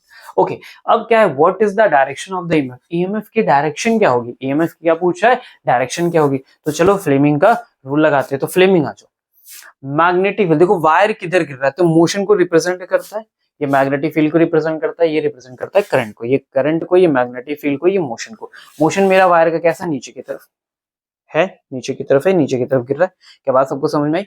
इसके बाद जो मैग्नेटिक फील्ड है वो कहाँ है, अंदर की तरफ, तो ये लगा दी मैंने इनसाइड द प्लेन। अब जरा देखो ये करंट की डायरेक्शन इधर जा रही, तो करंट किधर फ्लो करने की बात हो रही, वेस्ट से ईस्ट की तरफ। अगर मेरी current west to east flow करने की बात कर रही है तो वेस्ट हो गया पॉजिटिव और ईस्ट हो गया मेरा नेगेटिव, वेस्ट हो गया पॉजिटिव और ईस्ट हो गया नेगेटिव। तो क्वेश्चन पूछा what is the direction of EMF, तो सर ईएमएफ की डायरेक्शन क्या होगी, वेस्ट टू ईस्ट होनी चाहिए, पॉजिटिव से नेगेटिव, यही हो गया मेरा ईएमएफ। जिस डायरेक्शन करंट बन रही वैसे बन गया। C part, which end of the wire is at the higher electrical potential, कौन सा ऐसा पार्ट है जो हायर इलेक्ट्रिकल पोटेंशियल पे, तो हायर इलेक्ट्रिकल पोटेंशियल का मतलब क्या होता है, देखो आप ऐसे सिंबल रिप्रेजेंट करते हो, इसे प्लस बोलते हो, इसे माइनस बोलते हो, ठीक है। तो पॉजिटिव जो होता है ये हायर पोटेंशियल होता है और नेगेटिव जो होता है वो लोअर पोटेंशियल होता है। तो पॉजिटिव पोटेंशियल किस एंड को बोलोगे, तो हम वेस्टर्न एंड को बोलेंगे। क्या बात समझ में, this end is the higher potential. Are you getting my points, positive वाला हायर पोटेंशियल पे जाएगा। क्या बात समझ में आ गई। नेक्स्ट पार्ट पे चलें। क्वेश्चन नंबर 8 क्या लिखा है, current in a circuit falls 5 ampere to 0.0 ampere in 0.1 second, ठीक है, इतने सेकंड में करंट जीरो हो जा रही है। If an average EMF of 200 volt induced, give an estimate of the self inductance of the circuit. हमें सर्किट का क्या चाहिए, सेल्फ इंडक्टेंस चाहिए। तो सबसे पहले सर इसका फॉर्मूला समझो, is equal to minus L di by dt. This is the relation between the EMF and self induction with respect to the variation in current. Okay. अब मुझे di by dt दिया है, मुझे क्या चाहिए L find out करना, और E भी मुझे पता है, ये कितना गिवन किया गया, तो ध्यान से देखो 200 का डेवलप हुआ है तो हमने लिख दिया इज इक्वल टू माइनस लगाया, L हमें चाहिए, di by dt में चलोगे तो I का चेंज हुआ है वो 5 से 0.0 गया है, ठीक है। तो यहाँ बात समझो, रिजल्ट 0 हुआ है, फाइनल 0 है और इनिशियल 5 था, कितने टाइम में हुआ 0.1 सेकंड में हुआ। क्या सबको यहां तक मेरी बात समझ में, क्या यहां तक मेरी बात समझ में, सबको क्लियर हुआ। ओके चलो आ जाओ, मुझे एल चाहिए था तो ये भाई हमने लिखा 200 माइनस एल मल्टीप्लाई, अब देखो माइनस का 5 और 0.1 तो कितना हो गया भाई 50 हो गया। यहां तक कोई दिक्कत समस्या परेशानी सर, माइनस वाला पार्ट कैंसिल आउट हो गया सर, इससे कैंसिल करते हैं 15 4 जा, तो L इज इक्वल टू आ गया 4 और यूनिट क्या होगी भाई हेनरी, क्या यूनिट होगी इसकी, हेनरी होगी। सेल्फ इंडक्टेंस या म्यूचुअल इंडक्टेंस की जो यूनिट आती है वो किस में आती है, हेनरी में आती है। तो आंसर कितना आ गया 4 henry. Are you getting my points. आगे बढ़े सर, आसान था, बढ़िया था, बस फॉर्मूला याद होना चाहिए, गेट इट। ओके चलो 6 क्वेश्चन नंबर 9 क्या चलते हैं, क्वेश्चन नंबर 9 पे चलते हैं और मस्त सॉल्व करते हैं। क्या है, a pair adjacent coil has a mutual inductance of 1.5 Henry, ठीक है। दो कॉइल है, एडजेसेंट कॉइल है, एक दूसरे से जुड़े हुए कॉइल है और उनका म्यूचुअल जो इंडक्टेंस बन रहा है वो 1.5 हेनरी का बन रहा है। If the current in one coil changes from 0 to 20 ampere in 0.5 second, what is the change of the flux linkage with other coil। तो अदर कॉइल में जो चेंज होगा वो कितना होगा, फ्लक्स का चेंज कितना होगा। तो भाई देखो पहले फ्लक्स का फॉर्मूला, कह रहे change in flux, what is the change in flux linkage with other coil, ठीक है। तो रिलेशन, फिर से मेरी बात को समझना, जो म्यूचुअल इंडक्टेंस कर रहे हैं 1.5 हेनरी दिया है, मुझे इस बार m गिवन किया गया है। If the current in one coil is 0 to 20 ampere in 5 second, तो दूसरे वाले में फ्लक्स चेंज बताओ, ठीक है। दूसरे वाले में मुझे क्या बताना है, आपको फ्लक्स का चेंज बताना है। तो देखो भाई फ्लक्स का फॉर्मूला, दूसरे वाले में फ्लक्स हुआ है, म्यूचुअल इंडक्टेंस आया और जो करंट होती है वो पहले वाले से होती है, क्या ये बात समझ में आई? क्या ये बात समझ में आई? ओके, अब आगे थोड़ा बढ़ते हैं। तो मैं कह रहा हूं कि मुझे जो है वो फ्लक्स में चेंज मिल रहा है, म्यूचुअल इंडक्टेंस मिला है, और ये क्यों हो रहा है? क्योंकि पहले वाले में करंट का चेंज हो रहा है। क्या बात समझ में आई? ठीक है, ठीक है। ओके, अब जो m की वैल्यू है वो 1.5 हेनरी है। करंट जो चेंज हुआ है वो कहां से हुआ है? 0 से 20 तक गया। भाई देखो 0 से 20 हुआ है, तो हमने लिखा 20 माइनस 0, और टाइम कितना लिया हमने? 0.5 का लिया है। ठीक है, तो लिखा 1.5 इंटू 20 अपॉन में लिखा 0.5, 5 3 जा 15, तो ये लिखा 3, और कितना हो गया भाई? 60। तो जो मेरा फ्लक्स का रिजल्ट वेरिएट किया वो कितना हो गया भाई? 60 हो गया। क्या सबको ये बात समझ में आई? क्या सबको ये बात समझ में? लिंकेज विद अदर कॉइल, तो कितना फ्लक्स का जो लिंकेज था अदर कॉइल के साथ वो कितना चेंज हो गया सर? वो चेंज हो गया 60 तक। आ रही बात समझ में सबको? क्या मेरी बात समझ में आ रही है? Are you getting my points? Are you getting? आ गया? ओके, यूनिट क्या लिखोगे भाई? वेबर लिखोगे। यूनिट क्या लिखोगे? वेबर। ओके, नेक्स्ट क्वेश्चन पे आ जाए। चलो यहाँ तक हम आ गए हैं, बट ऐसा कुछ होगा नहीं, तो क्या करें सर, इसे हम छोड़ देते हैं। ओके, नेक्स्ट क्वेश्चन पे आते हैं। क्वेश्चन नंबर 11, क्या लिखा हुआ है? Suppose the loop in 6.4 is stationary but the current feeding electromagnet that produces the magnetic field is gradually reduced so that the magnetic field decreases from its initial value of 0.3 Tesla at the rate of 0.02 Tesla. If the cut is joined and the loop has a resistance of 1.6 ohm, how much power is dissipated by the loop as a heat? What is the source of this power? तो question ने बोला है 6.4 पे जाना पड़ेगा हमको। ठीक है, तो 6.4 वाला क्वेश्चन कौन सा था भाई?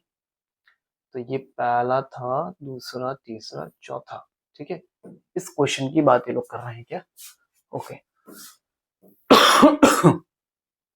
इस क्वेश्चन में इन्होंने बोला है, यही सारी कहानी है हमारी, शॉर्टर साइड, लूप साइड, और ये वैल्यूज गिवन की हैं। तो इन क्वेश्चन में उनका कहने का मतलब क्या? ठीक है, आओ जब मेरे बात को समझते हैं। इस क्वेश्चन में ये, इस क्वेश्चन को समझने की कोशिश करो। क्या रहा? Suppose the loop in 6.4 is stationary. ठीक है, अभी तक हम जो लूप को मूव करा रहे थे ना, वो स्टेशनरी हो गया।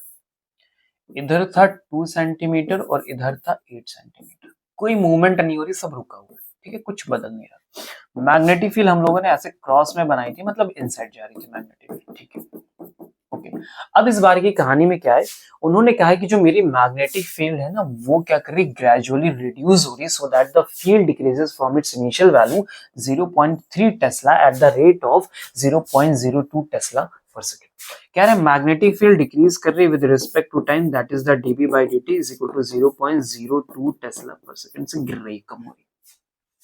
अब बताओ, अगर मैग्नेटिक फील्ड चेंज हो रही तो क्या फ्लक्स में चेंज होगा?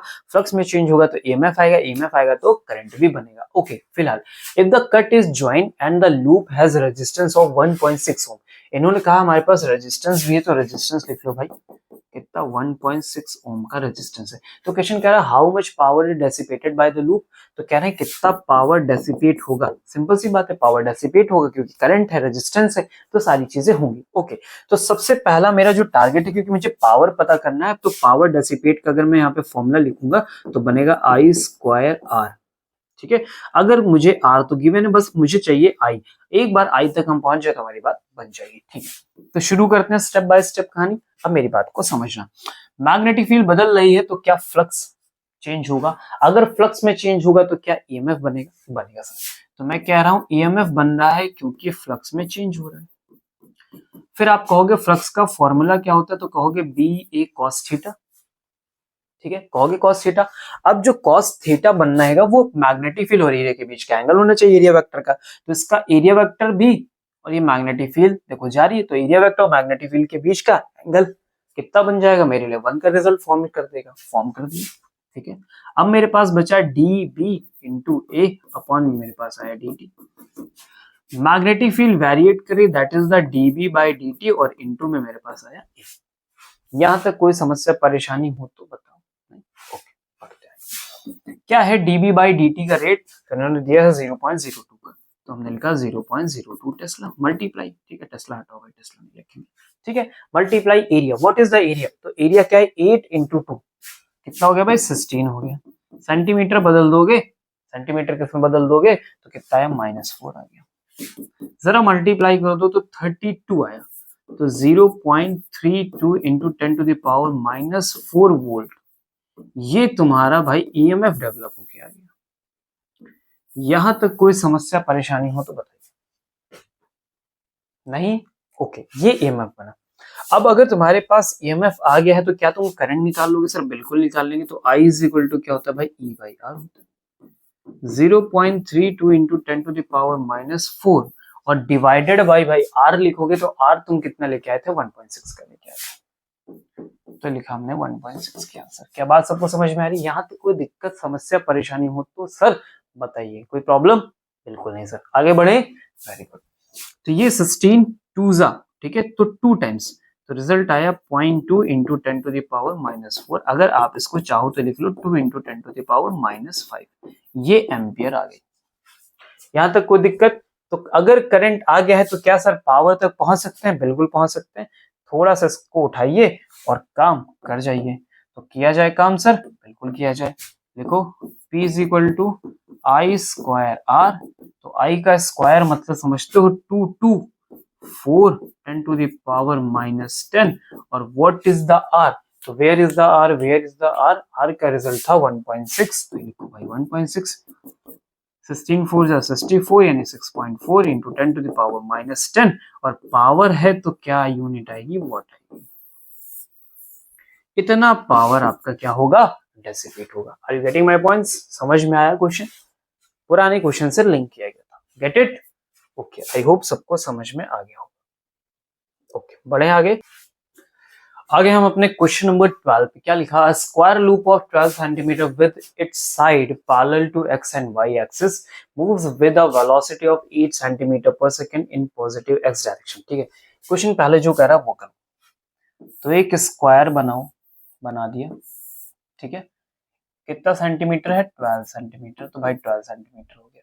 अब इसकी जो एक्सिस है वो किसके पैरेलल है? तो एक वाई के पैरेलल है और एक एक्स के पैरेलल है। सिंपल सी बात है। Okay, very good. अब जो इसका मूवमेंट है वो किस डायरेक्शन में? एक्स डायरेक्शन में ही है। किस स्पीड से ये मूव कर रहा है वो देखते हैं। तो 8 सेंटीमीटर पर सेकंड से कर रहा है। ठीक है, यहां तक कोई दिक्कत नहीं। आगे बढ़ते हैं। In an environment containing a magnetic field in the positive Z direction, तो भाई जेड डायरेक्शन में इन्होंने मैग्नेटिक फील्ड भी बना के रखी हुई है। ओके, आगे क्या लिखा? The field neither uniform in space nor constant in time. Okay, ना तो कांस्टेंट है ना ही यूनिफॉर्म है। It has a gradient. Okay, क्या ग्रेडियंट है? 10⁻³ tesla per centimetre along the negative X direction. तो it has a gradient -3 tesla centimetre per direction. पर कैसा ग्रेडियंट है? तो लिखा है it increases by 10⁻³ tesla per centimetre as one moves in negative direction. अगर मैं नेगेटिव डायरेक्शन में फील्ड की बढ़ता हूं तो ऐसी कंडीशन में मेरा -3 टेस्ला का रिजल्ट इंक्रीज कर जाता है। ओके, ठीक है, वेरी गुड। आगे बढ़ते हैं। आगे बढ़ते हैं। तो अब इसमें इन्होंने क्या बोला है? And it is decreasing in time eight the rate of 10⁻³ Tesla. ठीक है, okay. Determine the direction and magnitude of the induced current in the loop if its resistance is 4 ओम। ठीक है, अब इस क्वेश्चन को मैं समझाता हूँ। पहले ध्यान से इस क्वेश्चन को समझ लेते हैं, फिर आगे बढ़ेंगे। ठीक है, ये एक्स वाई एक्सिस के लूप है, 8 सेंटीमीटर पर सेकंड से हम है, और हम ऐसे करके बढ़ रहे हैं। मैग्नेटिक फील्ड भाई ऐसे लगी हुई है, भाई परपेंडिकुलर मैग्नेटिक फील्ड लग के तैयार हो गई। ठीक है, पॉजिटिव जेड डायरेक्शन में। अब बात को समझो कि जब हम एक्स डायरेक्शन में ऐसे बढ़ना शुरू कर देते हैं तो ऐसी कंडीशन में हमारी जो मैग्नेटिक फील्ड है वो चेंज हो रही है। कितना चेंज हो रही है? 10⁻³ टेस्ला पर सेंटीमीटर चेंज हो रही है। 1 सेंटीमीटर बढ़ने पर 10⁻³ का चेंज आ जाता है। अगला सेंटीमीटर बढ़ोगे फिर 10⁻³ का चेंज आ जाएगा with respect to x direction. क्या बात समझ में?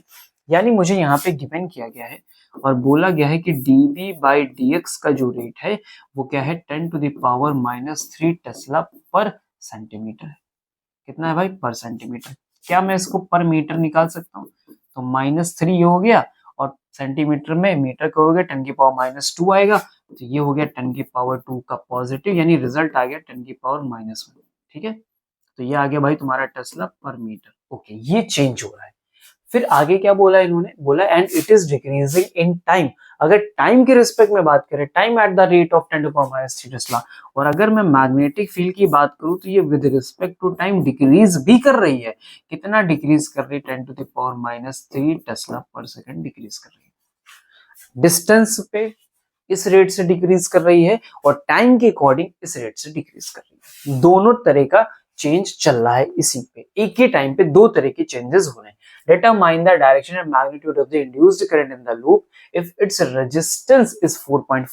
ओके, ठीक है।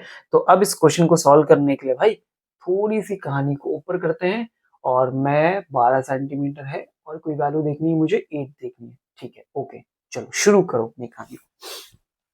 करंट तक पहुंचने के सबसे तुम कहां तक पहुंचोगे भाई? ईएमएफ पे पहुंचोगे। तो ईएमएफ होगा तुम्हारा d phi by D t. Phi by D t तो तुम लिखोगे यहाँ पे B A cos theta, theta की वैल्यू 0 हो जाएगी तो cos 0 1 होगा। मैग्नेटिक फील्ड भाई z डायरेक्शन में, एरिया वेक्टर भी z डायरेक्शन में, cos 0 होगा। अपॉन में आया dt, रिजल्ट बनेगा भाई तुम्हारे पास dB बाई dt इंटू में क्या बनेगा? एरिया। अब जो dB बाई dt है, अब मुझे सॉल्व क्या करना समझना। मेरे पास जो मैग्नेटिक फ्लक्स है, उसका वेरिएशन दो टर्म में हो रहा है। एक तो जब मैं डिस्टेंस की तरफ बढ़ रहा हूं, इस तरफ बढ़ रहा हूं, तो भी मैग्नेटिक फील्ड बदल रही है, तो फ्लक्स में चेंज आना चाहिए। और एक अगर मैं कुछ भी ना करूं तो टाइम के अकॉर्डिंग ही अपने आप चेंज आ जा रहा है। यानी दो तरह से ईएमएफ डेवलप हो रहा है, एक मेरे मोशन की वजह से और एक टाइम के चेंज की वजह से। क्या बात समझे? और दोनों तरह का ईएमएफ एक ही टाइम पे डेवलप होता रहेगा। ओके, तो अगर मैं कहूं कि मुझे विद रिस्पेक्ट टू डिस्टेंस वाला ईएमएफ बनाना है, तो मैं क्या करूंगा भाई? dB बाई dx चाहिए मुझे। अगर मुझे dB बाई dx चाहिए तो dx से मल्टीप्लाई और डिवाइड करना पड़ेगा। तो डिवाइड वाला ये लिया मैंने और मल्टीप्लाई वाला dx बाई dt मैंने ये ले लिया। और मल्टीप्लाई करना मुझे एरिया से, तो एरिया हो गया 12 गुणे 12, कितना हो गया? 144 सेंटीमीटर में है अगर तो कितना हो जाएगा? 10⁻⁻⁴। यहाँ तक कोई दिक्कत समस्या परेशानी हो तो बताइए। आगे बात समझ में? ओके, एक स्टेप आगे बढ़ेंगे तो dB बाई dx हमने निकाला था 10⁻⁻⁴। dx by dt distance upon time क्या बनाता है? वेलोसिटी बनाता है। किस वेलोसिटी से चल रहा भाई? 8 सेंटीमीटर पर सेकंड चल रहा। तो सेंटीमीटर पर सेकंड है, बदल दीजिए तो कितना हो जाएगा भाई? सेंटीमीटर पर सेकंड है, बदल दीजिए तो -2 मीटर पर सेकंड हो गया। ओके, अब इसे मल्टीप्लाई करना है हमें 144 इंटू 10⁻⁻⁴ से। तो जल्दी से हाथ में कॉपी पेन ले लो और इसको सॉल्व कर डालो, देखो क्या आंसर आता है इसका। तो 144 ये हो गया, 8 हो गया, ठीक है। सॉल्व करेंगे तो 8 4 जा 32 और 3 कैरी गया 32, फिर कितना हो गया? 5 हो गया, ठीक है। फिर से 1 कैरी गया, 8 1 जा 8, फिर कितना आया भाई तुम्हारे पास? 11 1152, ठीक है, ये आ गया। और मैं यहाँ पे कैलकुलेशन करता हूँ तो -4 -6 और कितना आया भाई? -7। तो 10⁻⁻7 इतना तुम्हारा ईएमएफ डेवलप हो गया, ठीक है। This is the volt. इतना ईएमएफ तुमने क्या कर लिया? डेवलप कर लिया। कोई दिक्कत परेशानी? ये कब हुआ है? जब हमने डिस्टेंस में चेंजेस किए, ठीक है। अब हम अगला ईएमएफ निकालेंगे जो विद रिस्पेक्ट टू टाइम होगा, तो that is the d phi by D t is equal to, फिर से हमने लिखा b इंटू ए अपॉन में कहा गया, हम सर dt पे गए। इस बार हमने लिखा dB बाई dt और एरिया को हमने लिखा a। इस बार हमें विद रिस्पेक्ट टू टाइम चाहिए, तो dB बाई dt कितना चेंज हो रहा था? तो 10⁻³ से चेंज हो रहा था, टेस्ला पर सेकंड। मल्टीप्लाई करेंगे एरिया, तो एरिया है 144 इंटू 10⁻⁻⁴। तो इस बार सर आपका आंसर कितना है? 144 इंटू 10⁻⁻7 वोल्ट। तो इतना वोल्टेज यहाँ पे डेवलप हुआ, ठीक है। तो ये दो आंसर आ गए। अगर मैं अब आपसे कहूं कि तुमने नेट ईएमएफ कितना बनाया है, तो मैं नेट ईएमएफ पे चलता हूं। तो एक ईएमएफ एक्स की वजह से बना है और एक ईएमएफ टाइम की वजह से बना है, ठीक है। तो एक ईएमएफ की वैल्यू है 1152 इंटू 10⁻⁻7 और दूसरे की है 144 इंटू 10⁻⁻7, ठीक है। दोनों को सर क्या कर लिया जाए? ऐड कर लिया जाए, ठीक है। तो 4 2 कितना हो गया? 6 और 4 5 कितना हो गया? 9 और हो गया 1296 इंटू 10⁻⁻7 वोल्ट। ये फाइनल रिजल्ट मेरे पास किसका बन के आ गया? ईएमएफ का बन के आ गया। अब तुमसे क्या डिमांड की गई है कि करंट बना के दो भाई, तो चलो करंट बना देते हैं, इसमें कौन सी बड़ी बात है। तो करंट बनाने से पहले मुझे चाहिए होगा कि व्हाट इज द आर, ठीक है, वो अब पता चल जाए तो बात बन जाए। क्या कोई रेजिस्टेंस गिवन किया गया है यहाँ पे, तो 4.5 ठीक है मिली ओम का रिजल्ट यहाँ पे गिवन किया गया। चलो सॉल्व कर लेते हैं, ऐसी बड़ी बात क्या है। तो I is equal to E by R, तो हो गया 1296 इंटू 10⁻⁻7 और यहाँ है 4.5 मिली ओम, तो -3 ये हो गया। -3 ऊपर लेके जाओगे तो 10 के पावर माइनस कितना बचाओगे भाई, माइनस का फलते, तो हमारा आंसर आया है 29। ठीक है और 29 और 5 पॉइंट, तो ये आया भाई 290 10⁻³ ठीक है। तो ये तुम्हारा बनेगा 2.9 into 10⁻², that is your ampere current. क्या सबका यही आंसर आ रहा है? ओके, तो ये हो गया हमारा result. Are you getting my points? ये क्वेश्चन थोड़ा बढ़िया था, डिफर था, अलग था, एक ही टाइम पे दो टाइप के वेरिएशन मिल रहे थे, अब बढ़िया मजेदार क्वेश्चन था। आगे बढ़ते हैं ना, क्या है, it is desired to measure the magnitude of field between the poles of a powerful loud speaker magnet, a small flat such coil of area 2 centimeter square with 25 closely wound turns is positioned normal to the field direction and then quickly snatched out the field region. Equivalently, one can give it a quick 90-degree turn to bring it plane to parallel to the field direction. The total charge flown in the coil is 7.5 millicoulomb. The resistance of the coil and the galvanometer is 0.50 ohm. Estimate the field strength of the coil, ठीक है, of the magnet. तो हमें उस magnet की जो है वो field strength बतानी, ठीक है। अब मेरी बात को समझो, कहानी क्या है। तो कहानी लुक लाइक कुछ ऐसी है कि तुम्हारे पास एक क्या है, लाउड स्पीकर। उस लाउड स्पीकर में क्या लगे हुए हैं भाई, पोल्स लगे हुए, मैग्नेटिक पोल्स लगे हुए। अब वो मैग्नेटिक पोल्स के लिए मुझे क्या पता करना है, मैग्नेटिक पोल्स की मैग्नेटिक फील्ड पता करनी है। तो वो पता करने के लिए हमने क्या किया है, उनके बीच में ले जाकर एक फ्लैट सर्च कॉइल ले जाके रख दी जिसका एरिया 2 सेंटीमीटर स्क्वायर का है, ठीक है। और उसको जब हमने रखा है, समझना मेरी बात को, मान लेते कि एक उसका पोल नॉर्थ है, एक उसका साउथ है, ऐसे थोड़ी देर समझो, और उसके बीच में हमने ले जाके कोई एक कॉइल रख दिया ऐसे, ठीक है। जैसे ही रखा, समझना कहानी में क्या है, रखा हो तुरंत खींच लिया, क्विक स्नैच किया, रखा हो तुरंत खींच लिया। ऐसे क्या हुआ कि इसमें फ्लक्स में चेंज आया और एक करंट आ गई। करंट आया तो हमें करंट ना पता चल के क्यों पता किया है, तो वो लिखा था total charge flown in the coil is 7.5 मिलीकूलम। इतना चार्ज इसमें फ्लो हुआ और गैल्वेनोमीटर का रेजिस्टेंस अगर इतना है तो आप बताओ उस फील्ड की स्ट्रेंथ क्या होगी। क्वेश्चन समझ गए, कहानी समझ में आई मैं क्या कह रहा हूँ? ओके, अगर आप कहानी समझ गए तो शुरू से चलते हैं अपने बेसिक काम से। क्या है, देखो भैया, EMF क्या होता है तो -d∅/dt होता है। अगर नंबर ऑफ टर्न्स भी हैं तो आप यहाँ पे क्या लगा दो, यहाँ लगा दो N∅/dt। अब समझिएगा हुआ क्या है, यहाँ पे फ्लक्स में चेंज हुआ है तो लिखोगे चेंज इन फ्लक्स ∅2 - ∅1 और अपॉन में क्या लिखोगे भाई, टाइम dt। अब जरा समझो मेरी बात को, पहले जब तुमने रखा तो फ्लक्स में चेंज आया और फिर तुरंत हटा लिया तो B0 तो फ्लक्स भी 0 हो गया होगा। तो माइनस का n यहाँ पे 0 माइनस और फ्लक्स की फॉर्मूला लिखोगे तो B इंटू ए बनेगा। कॉस थीटा, थीटा तुम्हें पता है कि परपेंडिकुलर हो रहा है तो एरिया वेक्टर्स के साथ 0 डिग्री एंगल बना देगा, ठीक है। थोड़ा आगे आओ तो तुम्हें जो रिजल्ट मिलेगा वो मिल रहा है NBA अपॉन में क्या मिला भाई, dt मिला। इधर लिखा तुम्हारा EMF। अब EMF तो बना है नहीं, मतलब EMF का रिजल्ट तो है नहीं, तो EMF को हम किस में तोड़ दें भाई, करंट में तोड़ दें, I इंटू आर में तोड़ दिया हमने।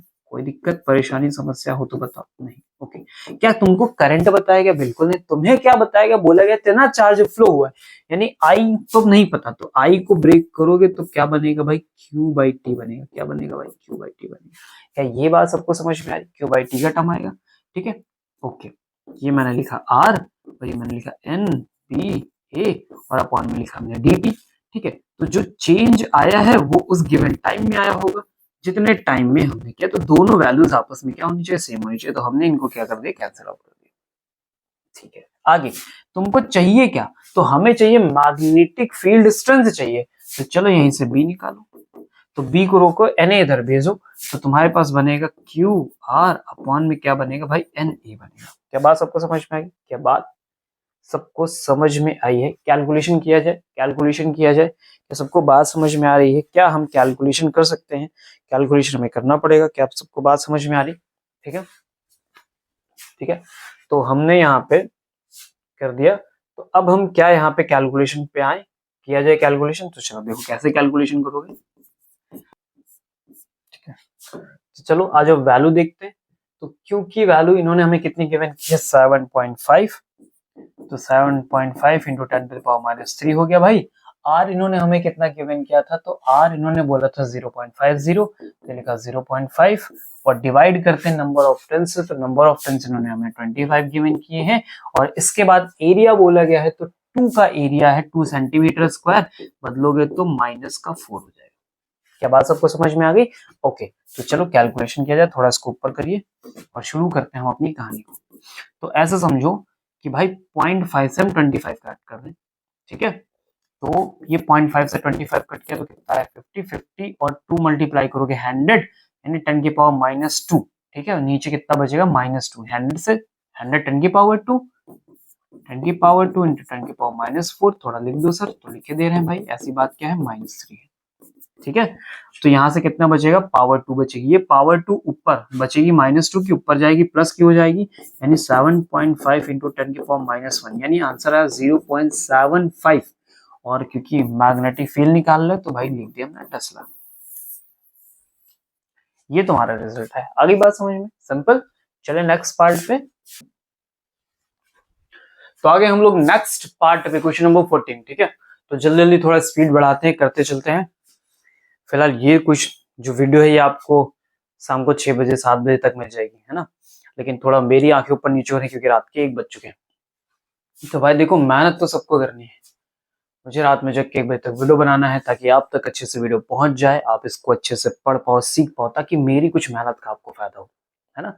आने वाले फ्यूचर में आपकी कुछ हेल्प हो पाए। तो मेहनत तो करनी पड़ेगी मुझे भी, आपको भी।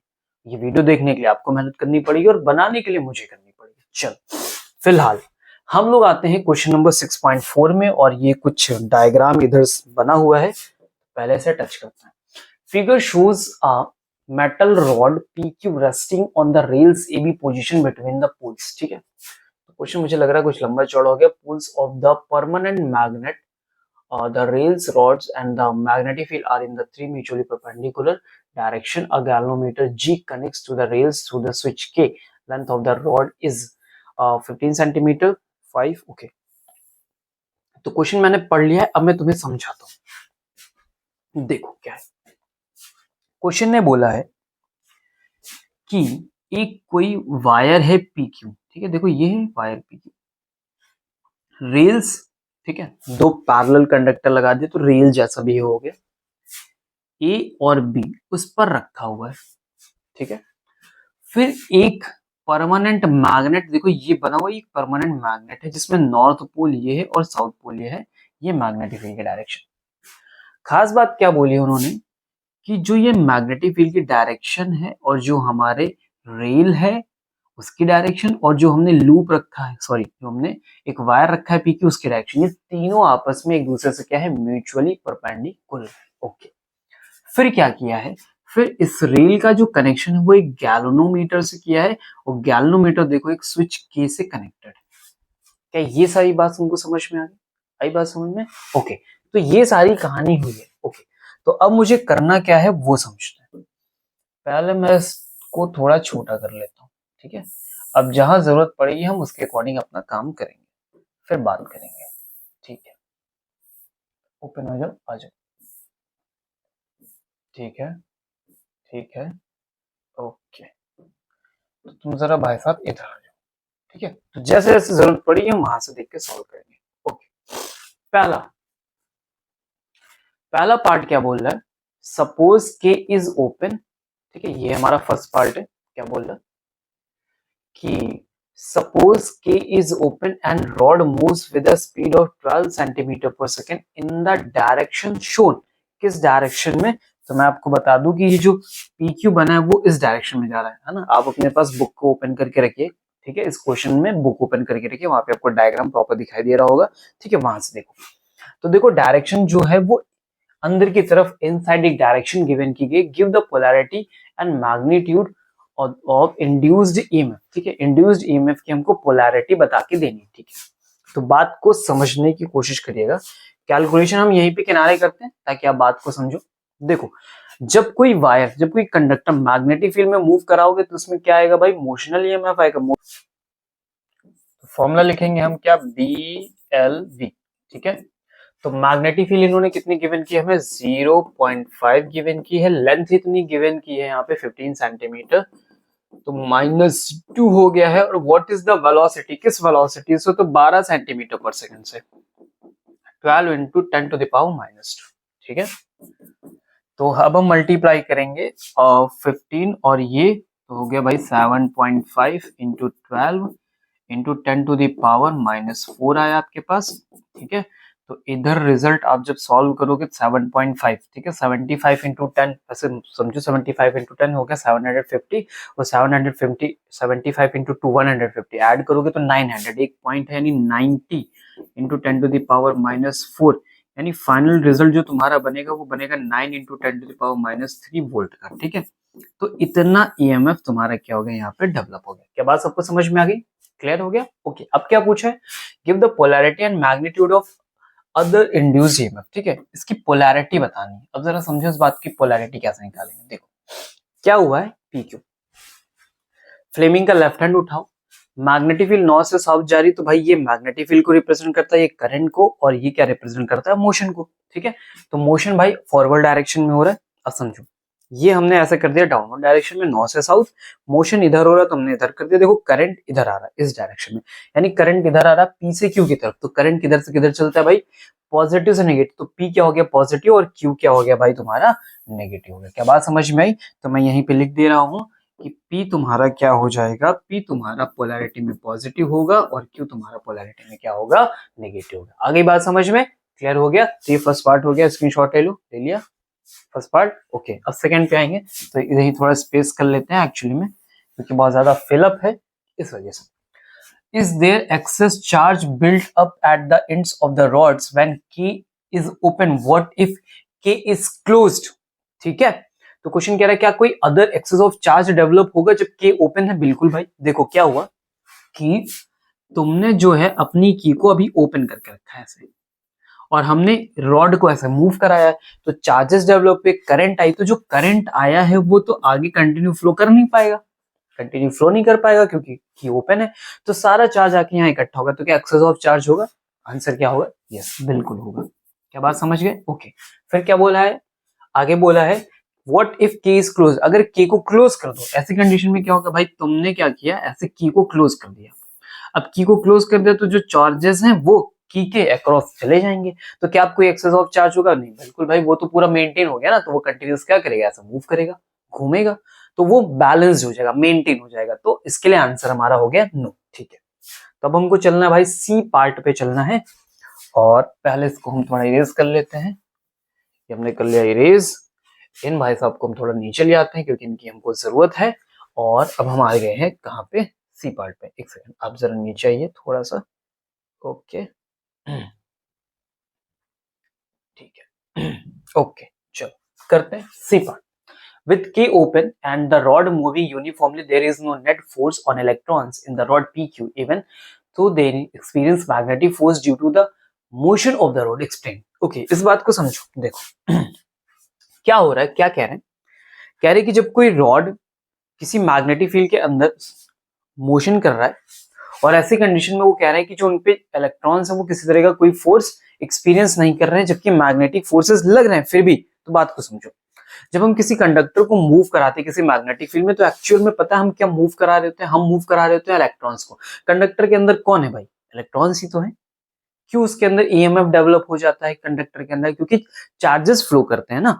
तो जब हम किसी इलेक्ट्रॉन के किसी चार्ज को मैग्नेटिक फील्ड के अंदर मोशन में लेके आते हैं, तो ऐसे कंडीशन पे उसका जो फोर्स लगता है उसे बोलते हैं लॉरेंज फोर्स। अब लॉरेंज फोर्स क्या होता है तुमको पता है ना, magnetic force plus electric force.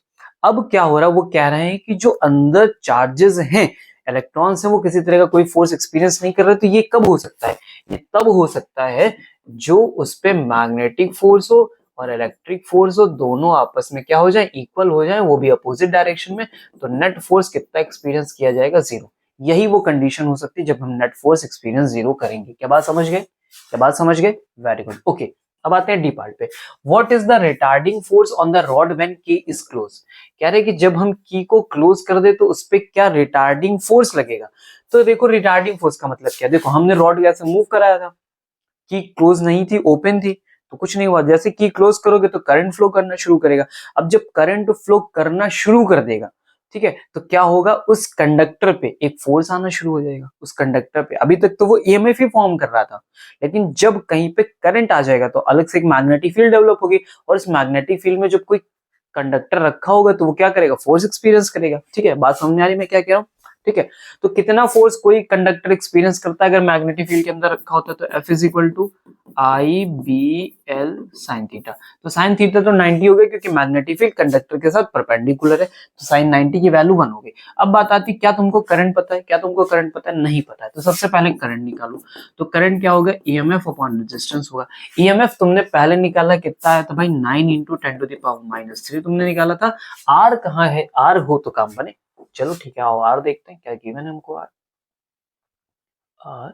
9 मिली ओम गिवन किया गया है। कितना आर गिवन किया गया भाई आपको, 9 मिली ओम। तो 9 इंटू 10⁻³ कैंसिल आउट कर दो सर, ये तो वैल्यू 1 आ गई। तो करंट तो मेरा आ गया भाई 1। ठीक है, चलो अब जरा कैलकुलेशन पे हम लोग थोड़ा सा जोर डालें। तो कैलकुलेशन पे जोर होगा तो भाई ये 1 हो गया, और मैग्नेटिक फील्ड 0.5 थी, लेंथ तुमको गिवन की गई थी 15 सेंटीमीटर। हाँ ठीक है, तो 15 का मतलब हो गया 15 इंटू 10⁻²। और उसका कैलकुलेशन करोगे तो 7.5 और इंटू 10⁻² का रिजल्ट आएगा। इतना न्यूटन ऑफ फोर्स आप क्या कर रहे हो भाई, एक्सपीरियंस करोगे। क्या बात समझ में आ गई, इतना न्यूटन ऑफ फोर्स आप क्या कर रहे होगे वहां पे, एक्सपीरियंस करोगे, that is your retarding force. Are you getting my points, very good. ठीक है, आगे बढ़े, इसको भी इरेज करते हैं। ठीक है, इरेज कर दिया। नेक्स्ट पार्ट हमारा क्या, जरा ध्यान से देखो। नेक्स्ट पार्ट में पूछा how much power is required to keep the rod moving at the same speed 12 centimetre per second when key is close.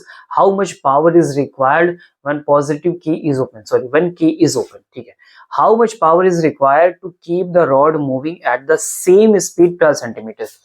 तो क्वेश्चन कह रहा है कि कितनी पावर हम दे रॉड को, कितनी पावर हम रॉड को दे दें, कहीं बाहर से ही देनी पड़ेगी ताकि रॉड रिटार्ड ना हो, उसी स्पीड से जितने 12 से करे थी उसी से करे। तो देखो पावर का फॉर्मूला क्या होता है, तो पावर का फॉर्मूला होता है force into velocity.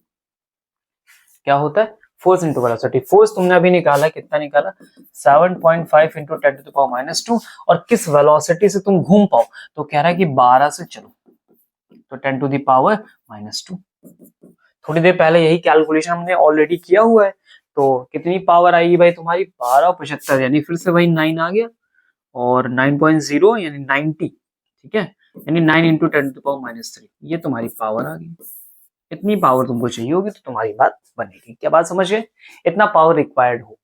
How much power is required when के इज ओपन, जब के ओपन होगा तो फिर कितना पावर रिक्वायर्ड होगा, कोई पावर नहीं रिक्वायर्ड होगा भाई, 0, ओपन है तो कोई रिटार्डिंग फोर्स नहीं, तो क्यों तुमको लेके जाना, वो तो टल से चल ही रहा, कोई दिक्कत नहीं है। ठीक है, तो ये भाई हमारा ई पार्ट भी क्या हो गया, फिनिश हो गया। आई बात समझ में, ई पार्ट भी हमारा क्या हो गया, फिनिश हो गया। इसको भी इरेज करिए, इरेज करते हैं, जल्दी से इरेज कर दीजिए। ओके, यहाँ तक सबको क्लियर है सारी बातें, कहीं पे कोई दिक्कत, कोई परेशानी, कोई समस्या नहीं। अब आते हैं एफ पार्ट पे। How much power is dissipate as a heat in the close circuit, what is the source of the power. How much power is dissipate as a heat, तो पावर का फॉर्मूला क्या होता है, आई square are. आई तुमने कितना दिया भाई, तो आई तुम्हारा 1 का स्क्वायर, और रेजिस्टेंस तुम्हारा 9 मिली ओम था, तो 10⁻³ तुम्हारी पावर कितनी आ गई, 9 इंटू 10⁻³ वॉट आ गई। ठीक है, इतने पावर तुम्हारी डेसिपेट हो रही होगी। क्लियर हो गया बात, आ गई, डन, यहां तक कोई दिक्कत, क्लोज। फिर what is the source of the power, तो ये जो पावर का सोर्स है कहां से होगा, तो भाई ये पावर जो है ना वो उसका कोई सोर्स एक्सटर्नल सोर्स ही होगा। आपको ये पावर बाहर से लाके लगानी पड़ेगी, that is the external source. यहां तक क्लियर हो गया। ओके, अब आते हैं जी पे। What is the induced EMF in the moving rod if the magnetic field is parallel to the rails instead of being perpendicular? Question कह रहा है कि जो अभी तक हम परपेंडिकुलर मूव करा रहे थे, अगर हम उसको पैरेलल मूव कराएं तो क्या दिक्कत है? अरे तो फिर बात ही कहाँ बनेगी? कह रहे what is the induced EMF. अब तुम ईएमएफ निकालने जाओगे, ठीक है, तो rod if the magnetic field, तो ईएमएफ भाई होता क्या है? तो जब ईएमएफ निकालते हैं तो हमको चाहिए होता है भाई फ्लक्स, और फ्लक्स कहता है भैया हम हैं क्या, बी ए कॉस थीटा। तो बी ए कॉस थीटा जब तक परपेंडिकुलर थे तो एरिया वेक्टर्स के साथ 0 डिग्री, अब जब तुम पैरेलल हो गए तो एरिया वेक्टर कितना हो गया 90 डिग्री। ऐसी कंडीशन में तुम्हारा जो फ्लक्स है वो बनेगा ही नहीं, जब फ्लक्स नहीं बनेगा तो ईएमएफ कितना इंड्यूस होगा, 0। आगे बात समझ में, कितना ईएमएफ इंड्यूस्ड होगा, 0। Are you getting my points? सारी बातें समझ में होगी, सब कुछ क्लियर हो गया। चलो अगले पार्ट पे चलते हैं। और तुम आगे अपने क्वेश्चन पे क्या लिखा, an air cold solenoid with length 30 centimetre, area of cross section 25 centimeter square and the number of the turns 500, carries a current of 2.5 ampere. The current is suddenly switched off in a brief time of 10 to the power minus 3 second. How much is the average back EMF induced across the ends of the open switch in the circuit? Ignore the variation in the field near the ends of the circuit. देखो question समझो मेरी, यहाँ पे on होना चाहिए था, ठीक है। ओके, क्वेश्चन समझना है कि तुम्हारे पास क्या है, एक एयर कोल्ड सोलेनॉइड, इसमें करंट फ्लो हो रहा था, तो इसकी मैग्नेटिक फील्ड बनेगी म्यू नॉट एन आई, ठीक है। अब अचानक से तुमने करंट को कर दिया भैया 0, अगर करंट 0 तो मैग्नेटिक फील्ड भी कितना हो गया, 0 हो गया। यहां तक तुमको बात समझ में आई। अब क्वेश्चन कह रहा है जब हमने ये वाली कहानी की तो इसमें एक बैक ईएमएफ बनना चाहिए, बिल्कुल बनना चाहिए। अचानक से मैग्नेटिक फील्ड 0 की, रिजल्ट 0 होगा तो फ्लक्स में चेंज आएगा, और फ्लक्स में चेंज होगा तो अपोज करने के लिए लेंज लॉ क्या करेगा, एक और ईएमएफ बनाएगा, वो सपोर्ट करेगा या फिर अपोज करेगा, ऐसा होगा, ठीक है। तो वही हमें बैक ईएमएफ चाहिए, यानी हमें ईएमएफ निकालना। अब देखो तुम्हें करना क्या, तुम्हें करना है E is equal to d phi by D t, ठीक है। अब डी फाई का मतलब क्या हो गया, तो डी फाई का मतलब हो गया भैया कि phi two minus phi one upon में डी टी कर दो, तो डी टी पता है, phi two minus phi one पता चल जाए तो बात बन जाए, ठीक है। तो समझो कैसे नहीं पता चलेगा, दौड़ के पता चलेगा। सबसे पहले चलते हैं अपने फाई वन वाली कहानी में। क्या है हमारा फाई वन की कहानी? फाई वन की कहानी जब करंट फ्लो हो रहा था तब, ठीक है। पूरा लिखा करो भैया, माइनस भी यहाँ लिखा करो, माफ करिएगा माइनस लिखा, ओके। चलते हैं फाई वन में। तो फ्लक्स का फॉर्मूला क्या होता है, तो फ्लक्स बनेगा N B A cos theta, पता है, 1 रखोगे answer, N number of turns हो गए, एन बी ए आ गया। यहां तक कोई दिक्कत? आगे बढ़ो। तो अब अच्छा यही करते हैं, इधर ही करते हैं, ठीक है, वहां नेक्स्ट वाले में करेंगे। एन लिखा, बी का formula mu naught N I upon में लेंथ लिखोगे, इनटू में एरिया लिखोगे। यहां तक कोई दिक्कत, समस्या, परेशानी? सॉरी, एन नहीं, म्यू नॉट एन आई, यहां तक आई तो एन आई हो गया। क्या number of turns per unit length given किया गया? नहीं गिवन किया गया, तो टोटल टर्न्स लिखो। तो N into mu naught N I upon में क्या लिखा, एल, और मल्टीप्लाई में लिखा ए। तो फॉर्मूला तुम्हारा बन के तैयार हो रहा भैया, म्यू नॉट एन स्क्वायर आई ए, और अपॉन में क्या आया, एल। क्या यहाँ तक दिक्कत परेशानी हुई तो बताओ। वैल्यू रखो 4 pi into 10 to the power minus 7, N कितने दिए भैया 500, तो 500 का स्क्वायर कर दीजिए आप, इंटू आई कितना गिवन किया गया 2.5, और एरिया कितना गिवन किया गया है, तो एरिया कितने गए वो 25 सेंटीमीटर। तो 25 into 10 to the power minus 2 और 4, क्योंकि स्क्वायर है तो ये किया हमने। और लेंथ कितनी गिवन की हो भाई, ये भी तो बता दो, 30 सेंटीमीटर, तो 30 into 10 to the power minus 2, ठीक है। चलो अब इसको पहले तुम सॉल्व कर डालो जल्दी से, और सॉल्व करके मुझे बताओ कि आंसर तुम्हारा कितना आ रहा है, ठीक है। जल्दी से बताइए कि तुम्हारा आंसर कितना आ रहा है। कर डालो सब लोग, फास्ट करिए, पॉज करके करो। हो गया सबका? तो आंसर आता है हमारा भाई 6.4 into 10 to the power minus 3।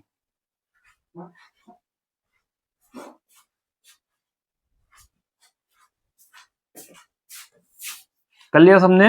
Okay, तो आंसर आया 6.54 into 10 to the power minus 3 weber. Flux आया तो वेबर आया। यहां तक बात सबको समझ में? ये कैलकुलेशन हमने कर लिया, ओके। अब हम चलेंगे, फिर से निकालेंगे भैया। अब हमको क्या चाहिए, अब हमको क्या चाहिए, तो हम ये थोड़ी बताएंगे हमको क्या चाहिए, हम तो कैलकुलेट करके दिखाएंगे। अब हमें चाहिए फाई टू। तो फाई टू वाली कहानी कब है, जब करंट हमारा क्या है 0। तो समझना, एन बी ए, और बी तुम्हारा है 0, क्योंकि करंट 0 है इसलिए फ्लक्स भी 0 हो गया, इसलिए फ्लक्स भी तुम्हारा क्या हो गया, 0 हो गया, कोई फ्लक्स बना ही नहीं। अब आओ और फाइनल कैलकुलेशन तक चलते हैं। ठीक है, ये वैल्यू की जरूरत पड़ेगी हमको, बाकी सब नहीं चाहिए।